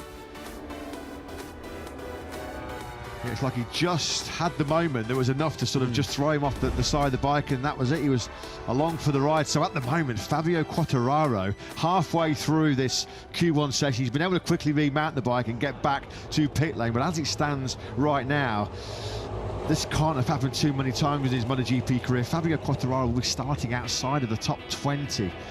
11th place he is at the moment. And it does not make for pretty reading for the factory Yamaha team at all, does it? Because at the moment, Alex Rins will be starting 20th. Fabio Quartararo 21st. I mean, right now, those two are being not only outpaced, but outclassed by Razgatlioglu and Miller. The monster Yamaha's being monstered by Pramac at the moment, and you can't say enough good things about what Toprak's doing at the moment in this session. He's only 1/10 of a second at the moment away from back-to-back qualifying twos, and it would be a heroic effort if Toprak can do that. So Fabio Quartararo in 11th, not really a representative lap time to his name yet. This is part of the reason why, as he now watches with us what happened to him at turn 15. So the front end is going to momentarily wash away, and then he's got to make the decision to let go of the bike. Of course, he's hanging on to it because he doesn't want to lose the engine, and he can restart the bike, but then ultimately have to make the decision to let go of the bike before it ran over him. Last time he found himself this deep on the grid, potentially, he has still got time to rectify the situation, was when he was 23rd on the grid in the Spanish Grand Prix of Jerez in 2024, nigh on 2 full years ago. So after the opening exchange in Q1, it is Mir and Raul Fernandez that will be going through. I have to say at the moment, Mir's coasting this. He's exactly 4/10 clear of Fernandez in second place. Razgatlioglu riding the rodeo. He's certainly all commitment. He's not backing off, is he, at all, as he tries to find a tune out of that V4 M1. And this would be some early scalp, wouldn't it, in just his third ever MotoGP race for Toprak to be the top Yamaha on the grid. He's fourth at the moment, which would translate to 14th on the grid. Further back, 3 places further back at the moment, is Miller. How hard Mia's trying to get that Honda stopped into turn 12 as you're braking from around about 340 kilometers an hour down to 65 into turn 12. Mia clearly successful in getting that Honda stopped and kissed the apex of the tight left-handed hairpin, and does he feel he can improve on a 2:01.2? Helmet's on, gloves are on, he's clearly going to go out there and try to improve, but a 0.4 of a second advantage, going to be tough for one rider to beat that, let alone two. Yeah, somebody's got to find something pretty special late on here to deny Mia top spot. 2:01.210. Well, that would have put him 5th quickest yesterday in considerably hotter conditions. So he may well feel, as he talks to crew chief Santi Hernandez there on the headset, of course, Santi Hernandez at the side of Marc Marquez for so many, well, all of his glory years when he was at Repsol Honda. He was at Mark's side when he won those previous 7 battles here in Austin. Mia surely will feel that 2:01.2 is job done already. I mean, Aldeguer's got to find pretty much half a second to get anywhere near Mia to knock his fellow Spaniard out of the top 2. Brad Binder currently 5th on the sole KTM in this session. Remind you, no Maverick Vinales for the rest of the weekend, but Enea Bastianini and Pedro Acosta are already through to Q2. So Binder 5th, Zarco down in 6th, and much like we saw in Goiânia, Diogo Moreira is heading out right on the tail of the 2020 World Champion Joan Mir to pick up some pointers. Moreira might well have left a little bit of margin on that first run, given he's only got 1 bike at his disposal. Right old conundrum at the moment here in COTA is what the heck is going on with Frankie Morbidelli. On the Ducati GP25, I mean, he was nowhere yesterday, was poor old Frankie. A crash at turn 1 when he was 20th, 1.6 seconds off the best pace. And at the moment, once again, comfortably the slowest of the Dukes here in Austin. 2:02.117 from Morbidelli. Again, he's almost a second off of where he needs to be. We follow Ralph Fernandez then through this incredibly busy first sector. You're just constantly manoeuvring the bike from left to right, really demanding on the upper body, that's for sure. Can start climbing up then now as Fernandez picks up the throttle once again. Here he is now through turn 9. And on the gas, down the hill through turn 10. Good lap this actually from Raul. He's giving Mir a bit of a run for his money here in this Q2. And Fabio Quartararo also threatening a big lap, as he so often does when he's in a qualifying session. Both of the Frenchmen are making improvements. Joan Zarco's also done a red first sector. You can see on the left-hand side of your screens as he's looking to pick up time. Ralph Fernandez also picking up time. A low 2:01 surely is what he needs here, with Aldeguer also going quickly. So Joan Mir maybe not as safe as we initially thought. Yeah, it's a cracking first sector by Aldeguer, given the fact that that's where he's going to be really struggling to manoeuvre that Gresini Ducati around. Close this will be for Ralph Fernandez. We're on board with him now, coming through 15, where Fabio Quartararo had his little tip-off a few moments ago. This is going to be super close, isn't it, as far as Quartararo is concerned. Aldeguer and Zarco, they're blitzing hot laps here as well in these cool conditions. This time around turn 15 proving no issue as far as Quartararo is concerned. Ralph Fernandez then is going to be the first rider that could be potentially knocking Mir out of top spot. We pick up the 25 then now into turn 20. This is where his teammate Ayagura was on the floor in FP2 at the starter plate this morning. Over the line, Fernandez goes, stays in P2, a P2 which is going to be under some big threat soon. Sector 3 again though for the Yamahas. Quartararo lost the best part of 3/10, and it's all free lap time down that back straight. He does go into 3rd place. Look at the bike moving around under Fabio Quartararo. He's wrestling that Yamaha for all he's worth. What's going on there? I mean, the bike was just so unstable. It was a proper bucking bronco, wasn't it, as he was on the gas coming out of the final corner. He's had to abort that lap because he knew he'd have to shut up to try and get some stability back. Aldeguer with a brilliant 2:00.977. Fermin Aldeguer what could this kid be doing if he'd had the whole pre-season and been fully fit to start his second campaign in MotoGP, because that is a big lap. First 201 we've seen of this morning here in Kota. And now it's sort of asking big questions to some of his other Spaniards. Joan Mir still, I say, comfortable in second place. He's only just under 200ths clear of Ralph Fernandez. The onus now, big time, is on Fernandez to get himself through. He's put in a great first sector. He's a quarter of a second down halfway around, so I'm not sure Ralph Fernandez, unless he has a strong second half of the lap, has anything to respond to Aldeguer and Mir with. Zarco went fourth, just ahead of Quartararo on the road, so the Frenchman fourth and fifth. Razgatlioglu now sixth. No improvement yet for Binder. He's going slowly, so will not improve on seventh place. Then it's Millet Moreira and Morbidelli, who's half a second down at the halfway stage of his lap. I don't think he's going to lift himself up from 10th here. Poor old Alex Rins. We talked about his multiple successes here previously in Austin. Alex Rins at the moment in this opening qualifying session is not even able to buy a 2:02. Impressive once again by Moreira, elbow dragging on the tarmac through turn 18. He is not shy, he's not lacking confidence, is he, this young man? He's got Morbidelli and Mir just ahead of him on the circuit. Yeah, Mir, the rider that he's trying to knock out at the top two. Mir doesn't know it, but the rider right behind him, if he has a good final sector, could bump him out. Moreira over the line then in the end doesn't improve. I think they just got held up once they caught Morbidelli's Ducati. So, Joan Mir has taken the checkered flag.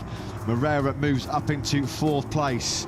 Excellent job once again by the rookie, who is already catching the eyes and gaining big plaudits in his rookie season. Diogo Moreira, 14th on the grid, will equal his best starting position in MotoGP.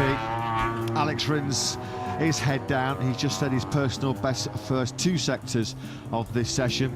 But Fermin Aldeguer with a 2:00.977. Hobbling around the paddock on crutches, yet when he's on top of that 54 Gresini Ducati, well, he comes into his own once again, doesn't he? Almost a quarter of a second clear of Mir at the end of the session. And while Trackhouse have still one dog left in the fight for pole position here in Austin, it's game over as far as Ralph Fernandez is concerned by the narrowest of margins. Not even 200ths of a second. Ralph Fernandez then is out of Q2. Alex Rins did just come over the line in 11th place, a 2:023, which does at least spare Frankie Morbidelli from qualifying last here for the United States Grand Prix. But Morbidelli couldn't get into the 2:01s this morning, and he needed a 2:00 to advance. Well, there was the big yawn pre-session from Fermin Aldeguer, but he was not sleeping at any stage, was he, in that Q1 session? He will be in the hunt for our third pole of 2026. Likewise will be the factory Honda of Joan Mir. Mir's early work, that 2:01.210, which you always kind of felt was going to be a tough lap to knock him out of that top two. That's exactly how it proved to be. Although the factory Honda squad might have been doing a little bit of sweating, as Fabio Quartararo, that's how it looked. On the power coming out of turn 20 as he was trying to gun it down the start-finish straight. Watch this. Off the curb he goes. And then along for the ride. Yeah, we can see it, Fabio. He's just showing the Yamaha engineers. Well, look at this, fellas. Just watch the replay. Handlebars shaking like crazy. I mean, like he is properly on a rodeo bull. 16th on the grid for Fabio Quartararo, who is the top Yamaha in the end. He managed to get ahead of Toprak by 0.2 of a second. 16th, 17th, 19th and 21st is where the four V4 Yamahas will line up. Second time this year as well. Fabio's going to start from 16th place on the grid. That V4 at the moment is just not cutting it, as far as Yamaha are concerned. They need time that Fabio Quartararo and co simply do not have. Time to burn though in that Q1 session for Fermin Aldeguer. What a performance by the Spanish rider. He goes through into Q2. Fermin Aldeguer and Joan Mir are the two to advance. Ralph Fernandez paying the price once again for being in Q1, knocked out for the second Saturday in a row. Moreira does out-qualify his teammate Joan Zarco, the LCR duo 4th and 5th. Fabio Quartararo 6th, and with an uncomfortable ride to boot. Toprak 7th ahead of Brad Binder, Jack Miller. Frankie Morbidelli will start 20th for the Grand Prix of the United States tomorrow. 5 places lower than even he was in Brazil, and Alex Rins completing the field. So it is Aldeguer then and Juan Mir, the two Spaniards that have fired themselves into contention still for the pole position here in Austin, Texas.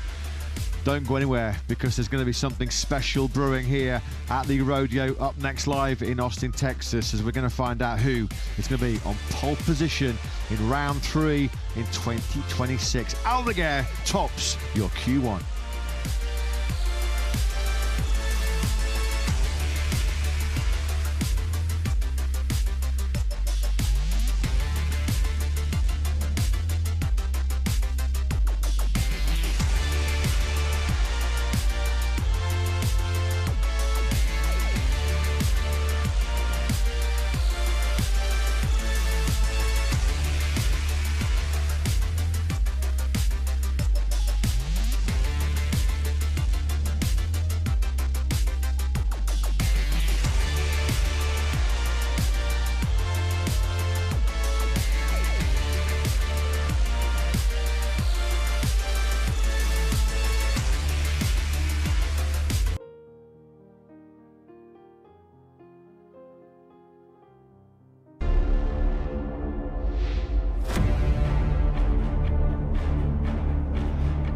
Good morning and welcome back to Austin in Texas.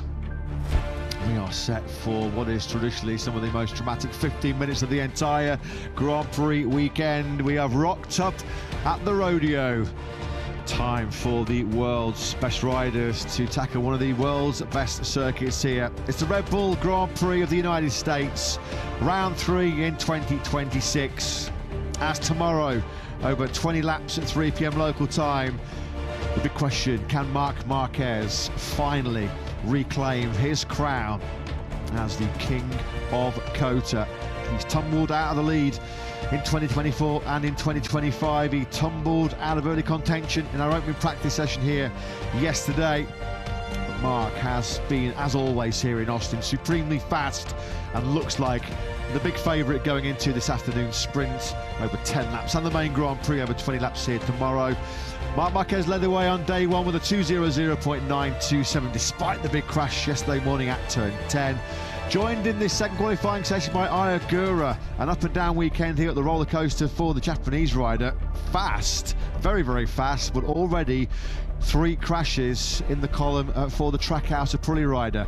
Already through to Q2 yesterday afternoon in baking hot conditions. It's a lot cooler and cloudy here this morning, as you can see from these live pictures, looking down towards downtown Austin.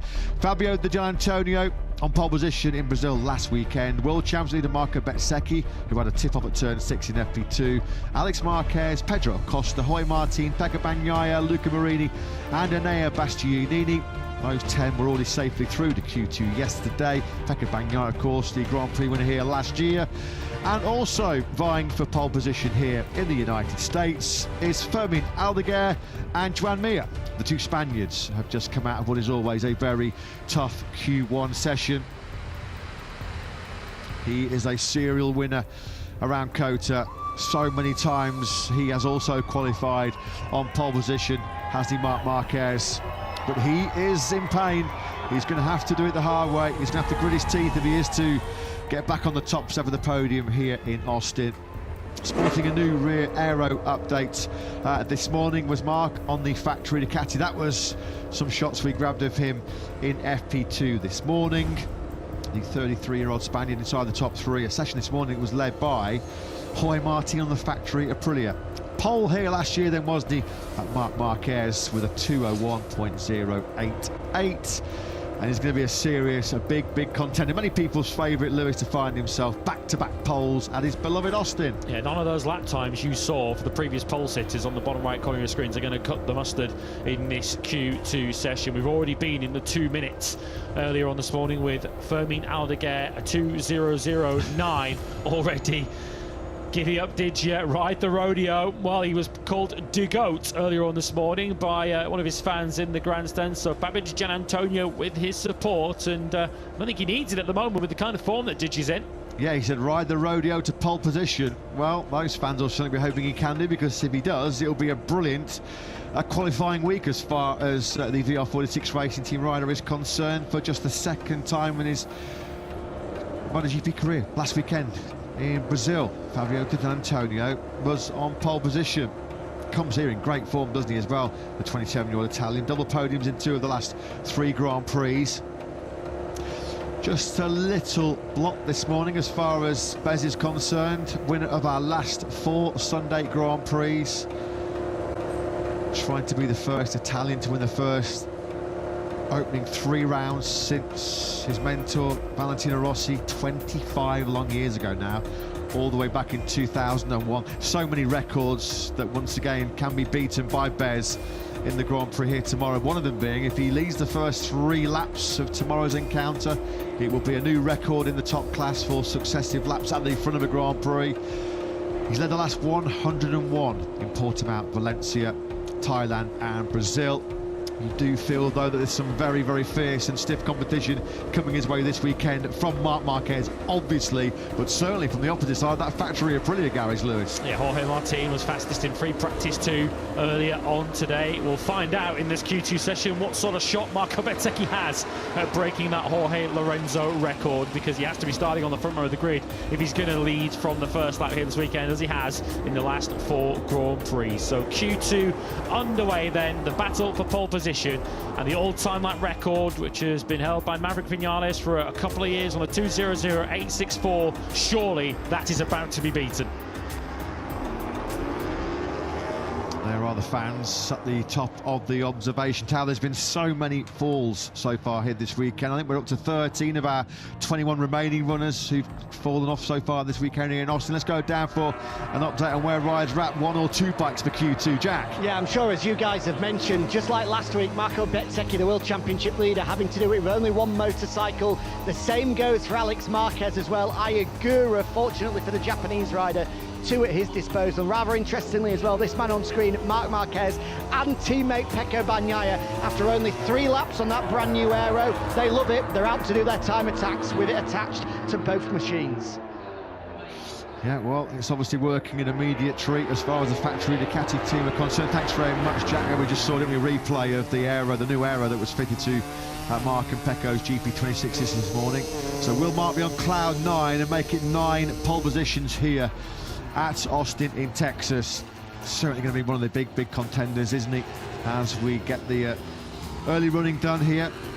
Long old lap around this Austin venue, 5.51 kilometers, 3.43 miles, 20 corners, what is it, 9 right, 11 left. So much for the riders to tackle, concentration and focus, push to the absolute limit, particularly over the full Grand Prix distance. Trying to work out who the first rider is at the front of this train. We're looking back from Pecco Bagnaia, who has now got his teammate Marc Marquez right behind him. He was going side by side with his good friend Marco Bezzecchi down the back straight. We now ride on board looking forwards from the King of Kota, and it's Jorge Martin who's going to lead the pack around to start these first flyers of Q2. Yeah, the new Ducati aero likely to give them more downforce. That would have been the target. Obviously has given them more downforce, seeing they're sticking with the new aero for this Q2 session. Is that going to improve Marc Marquez's feeling in early laps, which he feels has been missing somewhat in the first couple of Grand Prix? Already you can see how hard Martin was pushing up the hill to try and get a good slingshot through this first sector. Pretty was out of shape, big style, wasn't it, on the brakes into that first corner. But Martin, who led FP2, is doing the front running here in this Q2 session. Alex Marquez right behind him. Then we have the 2 KTMs in this session, Pedro Acosta and Enea Bastianini. First time we've seen the beast in qualifying 2 since Barcelona last year. It hasn't happened very often, has it? The beast directly into Q2 like he was yesterday. And the 4th time in 24 KTM appearances, he finds himself going straight into this second session. Got some pretty decent track position here, as we're getting a good look at both Martin and Alex as they drop down into turn 11. You want to nail your apex here and then get the drive grip perfect to get a real big slingshot down what is the longest straight on the entire Grand Prix calendar. It will just go on and on and on, even though you're doing 350 clicks. 1,200 metres is this back straight. Pedro Acosta's got the tow ropes out to try and mitigate the lack of straight line speeding out as on that KTM. Looked like Alex Marquez was ever so slightly wide there through 12, which is now going to get in the way of Acosta. He was Ayagura and Marco Bezzecchi, who both had crashes on the Aprilias this morning in FP2. Agura already with the unwanted hat-trick. And as Ayagura ever, he's never been a frequent crasher, has he, the Japanese rider? I mean, has he ever had 3 spills on the same Grand Prix weekend? It's a bit of a novelty one, this, as far as the Japanese rider is concerned. Looking back from Agura to the 72 bike, another putting in the hands of Marco Bezzecchi. Bagnaia is the fastest of the forward tracking on the bottom of your screens. Pecco's about 3/10 up on his teammate Marc Marquez as we enter the final sector, and Bezzecchi almost tripping up now over his fellow Aprilia. Yeah, he was right on the rear tyre of Agura through 19 and just had to make that pass. Such was the speed differential between him and Agura. So the fastest time then is from Bagnaia, 2:00.815. That is the best time of the Grand Prix weekend so far. It's actually a new all-time lap record. Pecco Bagnaia is flying out of the traps here in Austin. A new all-time lap record from your 2025 COTA winner. The real Pecco Bagnaia is standing up. Last year's Grand Prix winner here in Austin, now the new lap record holder in Austin. Pecco Bagnaia with an early statement. It's an old Ducati front row earlier on. We've got Fabio Di Gianantonio, who's matched Bagnaia on a 2:00.8. Marc Marquez is some 6/10 further back. He and Marco Bezzecchi are currently 3rd and 4th. He was very confident, very optimistic with his race pace yesterday, was Bagnaia. He'll be very, very happy and confident now with his 1 lap pace here. It could all change, and of course, who is going to potentially gate crash the Pecco party? It is none other than Marc Marquez. 8 previous pole positions here in Austin. He's not been a regular winner. Of course, he was undefeated here, wasn't he, on that golden run between 2013 and 2018. Winless, though, here in Austin since 2021. Juan Mir is absolutely flying halfway around this lap. He's behind Marc Marquez, who's just piled through on Bastianini and got turn 12 all wrong. So that's also inconvenienced the beast. We're watching Acosta, Bezzecchi and Marco on the screens. Juan Mir is faster than all of them. What about this from Bez as well? He really is on the money. Here is Pedro Acosta. It was a very brief stint at the top of the MotoGP World Championship, wasn't it, for Acosta? After Thailand, somebody's down, it looked like at the back there. Yellow flags out in sector 3. I think it might have been a Bastianini. It was definitely a KTM just ahead of Mir. But watch this coming in from Juan Mir. So we've got Bezzecchi on the factory Aprilia looking to join the front row of the grid. But is Juan Mir about to snatch a shock provisional pole on board the factory Honda? That would be some story and a half, wouldn't it, for Juan Mir? He has never had a MotoGP pole position, only 2 in his entire Grand Prix career. O-line, he's in P1.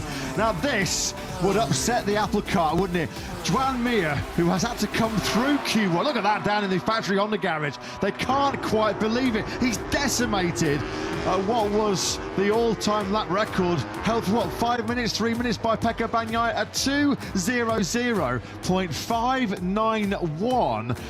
Where on earth did that lap come from Juan Mir? Absolutely awesome. A world champion's lap from the 2020 MotoGP world champion. You saw him with his head movements as he came across the line. He knew he'd produced something special, something mighty, mighty special. To be a 1/4 of a second clear of Bagnaia and Di Gianantonio. It's Honda, Ducati on the front row. He has not had a pole position since the Malaysian Grand Prix at Sepang, all the way back in 2017 on a Moto3 when he was a bike. Moto3 rider. Never got close to it in Moto2, has been nowhere near it in MotoGP. I mean, this would be the shock of all shocks if he was to hold on, and a 2:00.591 is going to take some beating. Juan Mir has only ever had 3 front row starts previously in MotoGP. This is his 124th start. Awesome, absolutely incredible that by Juan Mir. What about Aldegar, who came through Q1 ahead of Mir with a 2:00.977, which looks like snail's pace right now. Remember, Mir only just squeaked through Q1 by a couple of hundredths of a second ahead of Ralph Fernandez. Boy, is he making the most of that reprieve. And of course, a week ago, the Q1 graduates did qualify 1st and 2nd on the grid at the moment. Juan Mir is going to back that up with another one here. Well, even the great Marc Marquez, the biggest lover and admirer, as Marc Marquez has a bit of a shake of his head there, doesn't he, down this back straight? He's trying to pick up some toes behind Bez and by Marini. Oh. Yeah, getting a bit annoyed, I think, with some of the traffic up ahead of him, and he nearly clips the rear of Luca Marini. This is what it looked like looking into the face of Marc Marquez. This was after he shook his head, and then he encounters a bunch of traffic. Yeah, not happy at all. You can clearly see there a couple of big head shakes from Marc. Pretty peeved at the moment to find himself down in 10th place with a 2:01.439. he's going to have to deliver something special, isn't he, in the second half of the session. So often he has done here in Austin. I remember that time when he was on pole position after his Repsol Honda went kaput on the start-finish straight, sprinted back down to the garage, out on his spare bike, not set up how he liked it, and he still then delivered I think one of the all-time great pole laps you've seen, not just here in COTA, but anywhere in the world. Fermín Aldeguer, this is some job, isn't it, by Aldeguer? Let's not beat around the bush. This guy is nowhere near 100% fit. He said in Guyana last weekend, probably about 70% back to full strength was his calculation.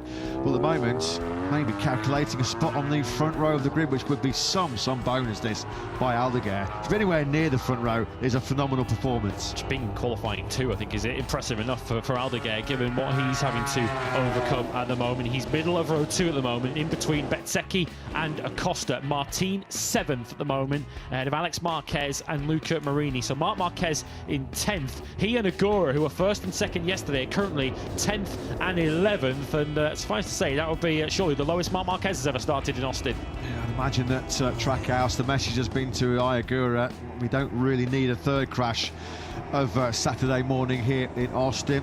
Second fastest yesterday, wasn't he, Agura, with that brilliant 2:00.980. He's almost a second slower this morning.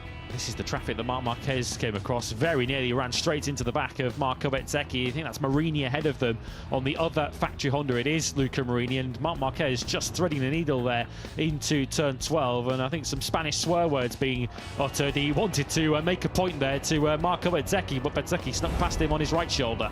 Marc has got no room for error now. There is no margin for error at all as we dip into what's going to be the second time attack. Only 2 time attacks around this long 5.51 kilometre circuit of the Americas.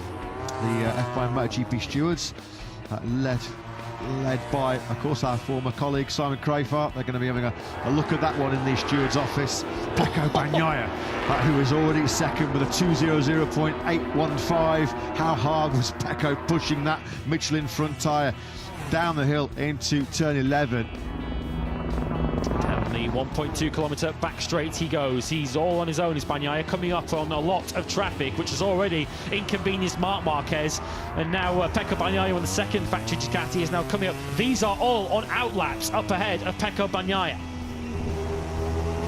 Bagnaia then now closing in on Agura.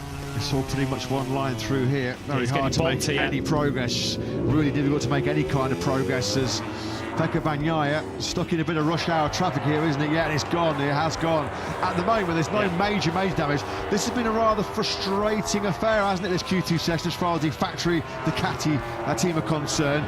Marquez and Bagnaia thwarted by some traffic around this long circuit. At the moment, no great damage as far as Bagnaia is concerned. He's still on that front row in second place. Marc Marquez at the moment on the back, well, on the front of what would be the 4th row, which by his standards around this COTA circuit would represent something of a bit of a nightmare. If you're on your outlap, it's on you to make sure that you're not blocking someone who is on a time lap. I suspect Agura would have thought that the entire field, like him, were on time laps, because Bagnaia went out early and then caught that group as he was halfway around his hot lap. What about Marc? He's going to get, what, 2 laps at this, isn't he? 2 attempts to try and fire himself up from 10th place. He's got a brand new, fresh Michelin soft rear tyre fitted. It's still Mia on course for what would be undoubtedly one of the big shocks of 2026 so far. Simon Crafart and the stewards are going to be very busy looking at the Bez Marquez incident, now looking at the Bagnaia Agura incident as well. Can Saturday get any worse as far as Agura is concerned? He's already been on the floor twice. Look at this by Marc Marquez. Look at this from the Gian Antonio. Fabio de Gian Antonio. Surely we can't be dreaming, we can't be thinking of a 1:59 here in Austin. The first ever 2-minute lap. Fabio de Gian Antonio is having a right good crack at it. He's a 1/4 of a second up right now on course for back-to-back poles. And he's got a slipstream from the rider who's currently on provisional pole. Up the inside he comes with Joan Mir. Dichi had to make that move. Has he, though, lost some crucial momentum through turn 12? And what about Bez, who's getting towed around here quite brilliantly by Jorge Martin ahead of him. Marco Bezzecchi then on pole position in that season opener, wasn't he, at the Chang International Circuit in Thailand. stewards are going to have a look at his incident earlier on in this session with Marc Marquez, but at the moment, head down. That's the least concerns for Marco Bezzecchi. With Gian Antonio and Bez, we're going to be getting a 2:00.2, a 2:00.3 at the end of this lap, if not better. We're going to track then the World Championship leader, Marco Bezzecchi. Can he set himself up for a 5th successive victory from pole position through the final corner? Bez will go. Where's Mark going first and foremost? Up to second. Bezzecchi is in P1. It is a 2:00.3, but Fabio Di Gianantonio on course for back-to-back pole positions. He did the business in Guyana, Brazil last weekend. So close to our first ever 1:59, 2:00.136 from Fabio Di Gianantonio. No pole in the space of 4 years, now potentially 2 in the space of 7 days. And in amongst all of that, Pedro Costa went to the front row on the KTM. He did a 2:00.4, so Mir is now 4th. It's Ducati Aprilia, KTM Honda, the top 4. Marc Marquez is now down in 5th place. He's rolled out of it. He will not improve on that either. That is game over. Marc Marquez is rolled out of it, so he's going to be at best 5th on the grid. A 2:00.637 from Marc. That is over half a second slower than Fabio Di Gianantonio, who's once again delivered something super special on Sprint Saturday. Absolutely incredible job that by Digia. Back-to-back Tissot watches coming his way. What about Marco Bezzecchi? Can he deliver any late fireworks? Not at the moment. Nothing going right now for Bez down this long start, back straight. Well, someone who's had some real misfortune then in this latter stage is Pecco Bagnaia, who was second before these runs began. He is still on a personal best. He might just lift himself back up off the 3rd row. We're tracking him at the bottom of your screen. Of course, Bagnaia caught all that traffic after going early. We're now on board with the 63, who's now back on row 3. Yeah, and he's going to be livid. He is going to be raging right now, isn't he? Pecco Bagnaia. Ayagura's had a shocking Saturday. 2 crashes, in potential trouble with the stewards after balking Bagnaia, and now he's at the back of this pack as well. I mean, he's 1.6 seconds off the pace. Ayagura is 8/10, nearly 9/10 slower than anything he managed yesterday. How good is this going to get in terms of Bagnaia late on? Power slides the factory Ducati through the long right-hander of turn 18. 2 corners now remaining then for the number 63, 2025 Austin Grand Prix winner. Can he push himself on the front row? There's been so many talking points once again in this 15-minute Q2 session. Up to P4, so close for Bagnaia. Misses out on the front row by less than 0.08 of a second, but it's Fabio Di Gianantonio. They can't quite believe it, can they? Down at VR46 Racing. What a 7 days in qualifying it has been for the number 49 pole position last weekend in Guyana for the first time since Mugello 2022. He has been to New York, a bit of sightseeing in downtown Manhattan, sporting a special American Grand Prix livery here tomorrow, and a special lap, an incredible lap from Fabio Di Gianantonio. That 2:00.136, nearly 0.2 of a second faster than Marco Bezzecchi. It's a repeat of our 1-2 on the grid from Brazil last weekend. 0.7 of a second inside of what was Maverick Vinales' 2024 all-time lap record. All the way down to, let's have a look, Alex Marquez in 8th place. The top 8 riders in that session were inside of the 2024 all-time lap record.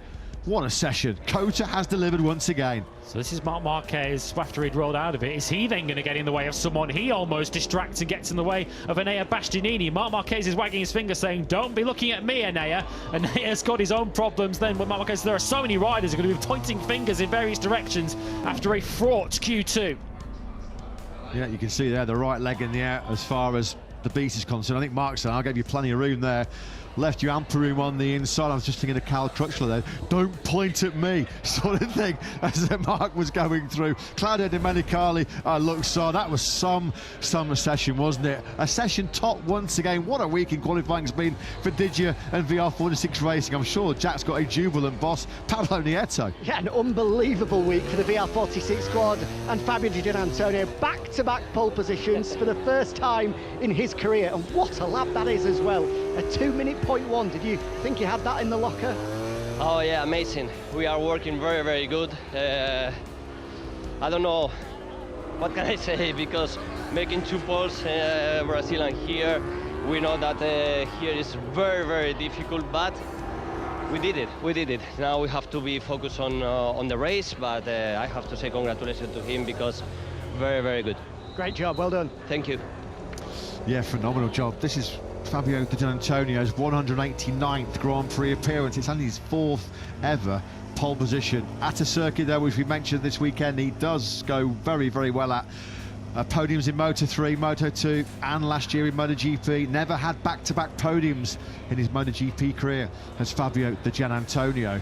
Well, Simon Crayfar's just had to cancel his lunch reservation, hasn't he, because he's going to be very, very busy. We've got incidents involving Marc Marquez and Marco Bezzecchi under review, Bagnaia versus Agura under review, and now Bastianini and Marc Marquez is an incident that's currently under investigation. So as it stands right now, this grid may well be changing in terms of penalties, so we might be getting long laps incoming. We'll keep you abreast of the situation whenever we can, but what is not up for debate, what is not up for any kind of argument, is Fabio Di Giannantonio once again has found something right out of the top drawer in a Q2 session. 2:00.136, just obliterates, demolishes what was the old all-time lap record.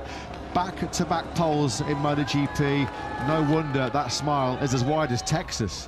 Whatever your plans were for 3 p.m. local time here in Austin, cancel them, because this is going to be one spicy sprint later on over 10 laps here of Austin. And it was remarkable, wasn't it, in that Q2 session? It's one of the longest laps on the calendar, 5.5 kilometres, and yet they still all managed to trip over each other on several occasions in that session. Taking a big gulp of fluid after that session is Marc Marquez. As always, he was right at the forefront of all the drama that was unfolding. There was no 9th pole position, though, here in Austin for the reigning world champion. He is going to start from 6th place on the grid. Is Marc, first time this year he's found himself starting off the front row. Can't be too many times on a Ducati that Marc has found himself that deep on the grid. He's got to work his way through some tough competition, including Pedro Acosta, who said yesterday, any prayer of being in a podium fight, I have to be qualifying inside the top 5. Mission accomplished. He's on the front row. The monster will be unleashed once again. The person responsible for that quote was just on screen, his crew chief, Paul Chavathan. He will be absolutely barreling up to that first corner later on. The climb up to turn 1, Acosta will be desperate to seize that apex at turn 1. So much of the hard work for him. He's getting to the front. He's got onto the front row. All this talk about VR46 next year featuring Fermin Aldeguer, featuring David Alonso, some hot rookie coming out of Moto2. Fabio Di Giannantonio standing up and saying, hey, don't forget about me, folks. Double podium last time out in Goiânia, pole position in Brazil as well. And this incredible purple patch just rolls on, doesn't it, for Digia? He's going to be sporting a wonderful special pop art livery here in America tomorrow. Pedro Acosta then on the front row of the grid here in Austin. He's in the game, he's in the fight. Let's hear the thoughts of the Spaniard with Jack. Well, Pedro, you've looked like you really fancy it this weekend. Fast yesterday, that's a great lap to put yourself on the front row. You must feel like you've got a great opportunity to fight for the rest of the weekend now. Yeah, sure. Our weekend started to make a good qualifying for this first target done. Now it's time to check everything with the team and see where we can be competitive and make a good strategy, because we can see that Aprilia and Ducati is still being super fast here for this. Will be a good battle. Good luck this afternoon. Thank you. We certainly hope that assessment is correct. A good battle is what Pedro Acosta is expecting. First front row start of the campaign for the rider, who after Thailand, of course, was KTM's first ever leader in the MotoGP World Championship. 6th front row start for Acosta. His last right at the back end of last year at the Algarve International Circuit in Portimao. Joan Mir, well, he delivered something pretty special in that session as well. Then he had 2:00.591. Had him in provisional pole at one stage, and I think so many of us were thinking the unthinkable. Could he be on pole position for the first time in his MotoGP career? It would have been Joan Mir's first pole position in 143 Grand Prix since Sepang 2017. When we said Joan Mir poles are pretty rare commodities, we weren't lying here in the commentary box, as we're going to be very, very shortly hearing from our top 2 on the grid in Goiânia last weekend, and our top 2 on the grid here once again at the Circuit of the Americas in Austin, Texas, pursuing that 5th consecutive victory in MotoGP here tomorrow. Second on the grid is your world championship leader, Marco Bezzecchi, and he's with Jack. Marco, great job onto the front row of the grid as you look to try and set history tomorrow with that 5th straight win. Talk us through qualifying. It looked a little bit messy out there at times. You are under investigation for that moment with Mark down the back straight as well when he came through into turn 12. Is there anything in that? Just talk us through how you felt it went. The qualifying was good. I had a good pace and I felt good with the bike. And yeah, very, very happy overall about the job that we did. From this morning to right now, happy with the hot lap. Unfortunately, it wasn't enough for the pole position, but it's good to be in the first row. It's super important. We will see about the sprint because both tires on the rear are possible for the longer race, but also for the sprint. So we will see. And for Mark, honestly, I have no idea. I didn't see him. Thanks, Marco. Good luck this afternoon. Thank you. Well, protesting his innocence there in Parc Ferme is Marco Bezzecchi. This is one of the significant talking points in that session, which is under investigation, and this is what really incurred the wrath of number 93. Definitely saw him there. Yes. Marco Bezzecchi, though, has not yet qualified lower than second in 2026. 5 Grand Prix now in a row. He's found himself on the front row of the grid. Yeah, Mark was pretty eager to let Bez know exactly what he thought of that little melee at the end of the back straight. Ayagura there in your picture, he's been potential hot water with Simon Crafar as well. So pleading his innocence and hoping to be back on the top step of the sprint podium for the first time this year will be Marco Bezzecchi. But at the moment, the qualifying king around MotoGP right now, will he be the king of Cota in the Grand Prix here tomorrow? It's without any question Fabio Di Giannantonio, the Italian, in sparkling form, isn't he, on Sprint Saturdays. It is just his 3rd ever MotoGP pole position. 2 in the space of 7 days, having waited 4 years for his 2nd one. Awesome job by Digia. He's with Jack. Well, Fabio, what a week you're having when it comes to Saturday mornings. Back-to-back MotoGP pole positions, but that one, I imagine, feels particularly special. A new all-time lap record. Did you think that you had that kind of pace in the locker? Well, the team did an incredible job yesterday because we did a big change for this morning, and they centered perfectly what they needed to improve, to be faster. So for this, I'm super grateful to them. Then we did an amazing lap. This lap was the most adrenaline lap of my life, honestly. It was a full heart lap. Yeah, I'm happy. I must be happy and super happy. But we must keep the focus. It's only a pole position. For sure, it's a great shot to start from where we are. But we need to be focused and try to give our best then in the afternoon. Great job. Well done. Thank you. Ciao a tutti. Ciao tutti, grazie Fabio Di Giannantonio. Superb performance once again here in Austin. There's confirmation of just how much quicker he was than Maverick Vinales' former all-time lap record, over 7/10 of a second. Full adrenaline, full heart-stopping lap is how Digia called it down with Jack in Parc Ferme. He certainly did deliver when it mattered. What was that young fan's pre-session sign? Ride the rodeo to pole position. He did. Well, that was some premonition, wasn't it? As far as that young fan is concerned. Brilliant stuff. Fans, young and old, enjoying the Saturday morning atmosphere here in Austin.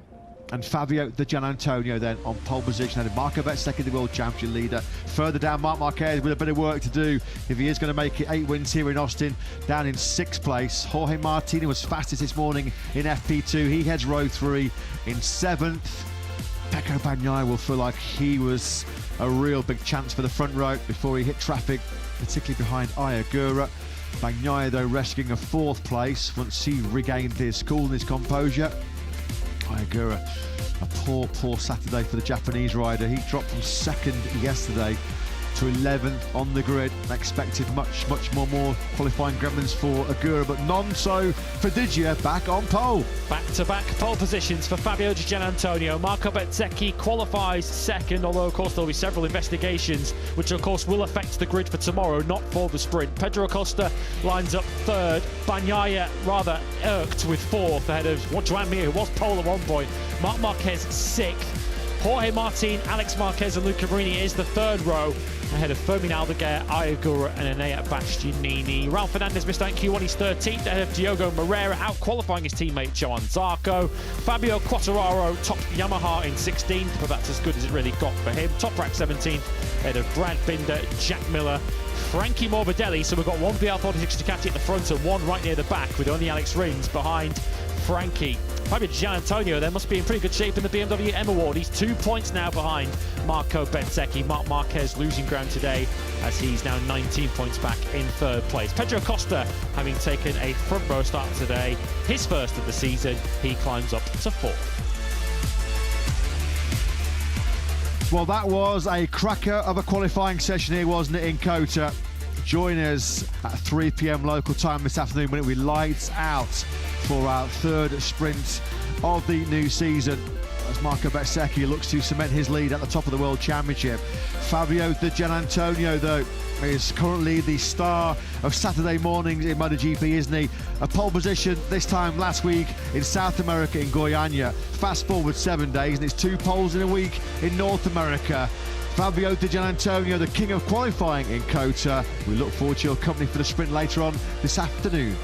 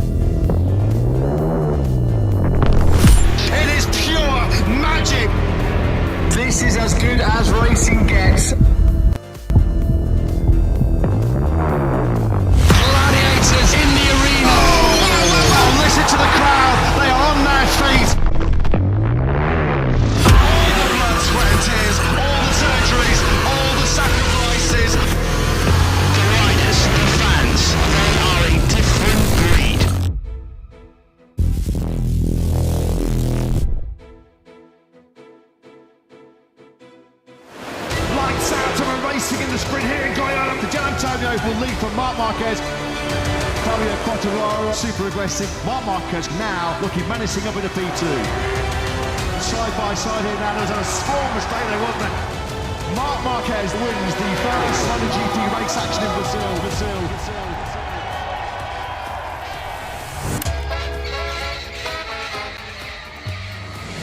MotoGP is back in Brazil for the first time in 22 years. Nearly 150,000 fans have come to enjoy the show.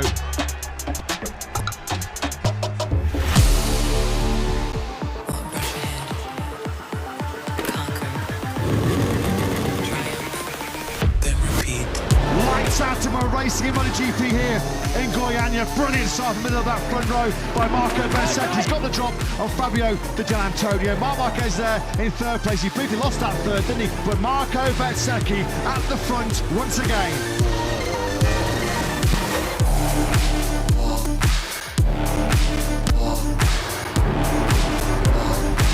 Well, Di Gianantonio's gone wide, and Marc Marquez pounced on another Di Gianantonio mistake.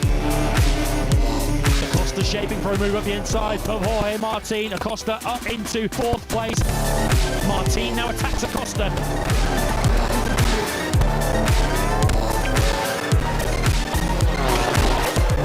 Fabio Di Gianantonio, who carves up the inside, and Jorge Martin says thank you very much. Yeah, and we have now an fully 1-2.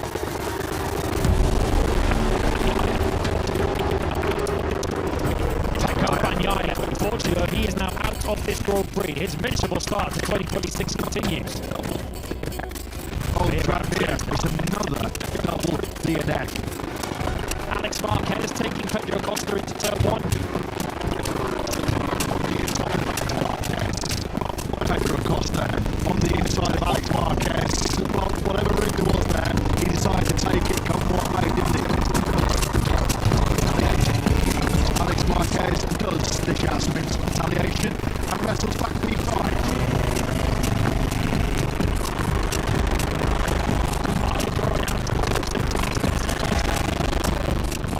We're now into the 260 expense of Acosta. Marco Bezzecchi in Scrooge.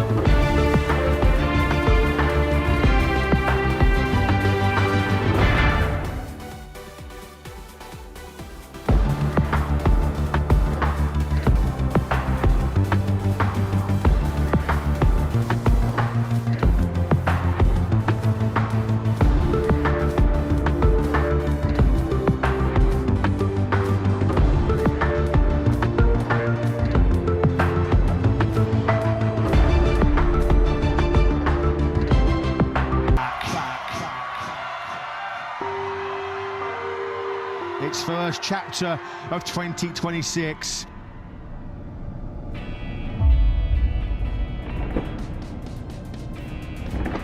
We are set for the 2026 MotoGP World Championship.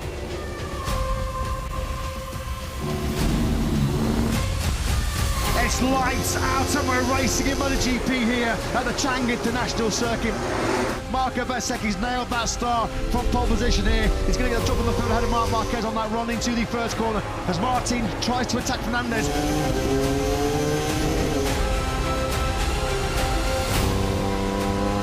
Ralph Fernandez just carved through on Marc Marquez through the right-hander. Ralph Fernandez straight through into second. Acosta certainly attacking. But Acosta clears to Gian Antonio for fifth. Marc Marquez still stuck in those 131s. Jorge Martin on the inside of Marc Marquez. That's brilliant into turn 3. This is vintage Jorge Martin.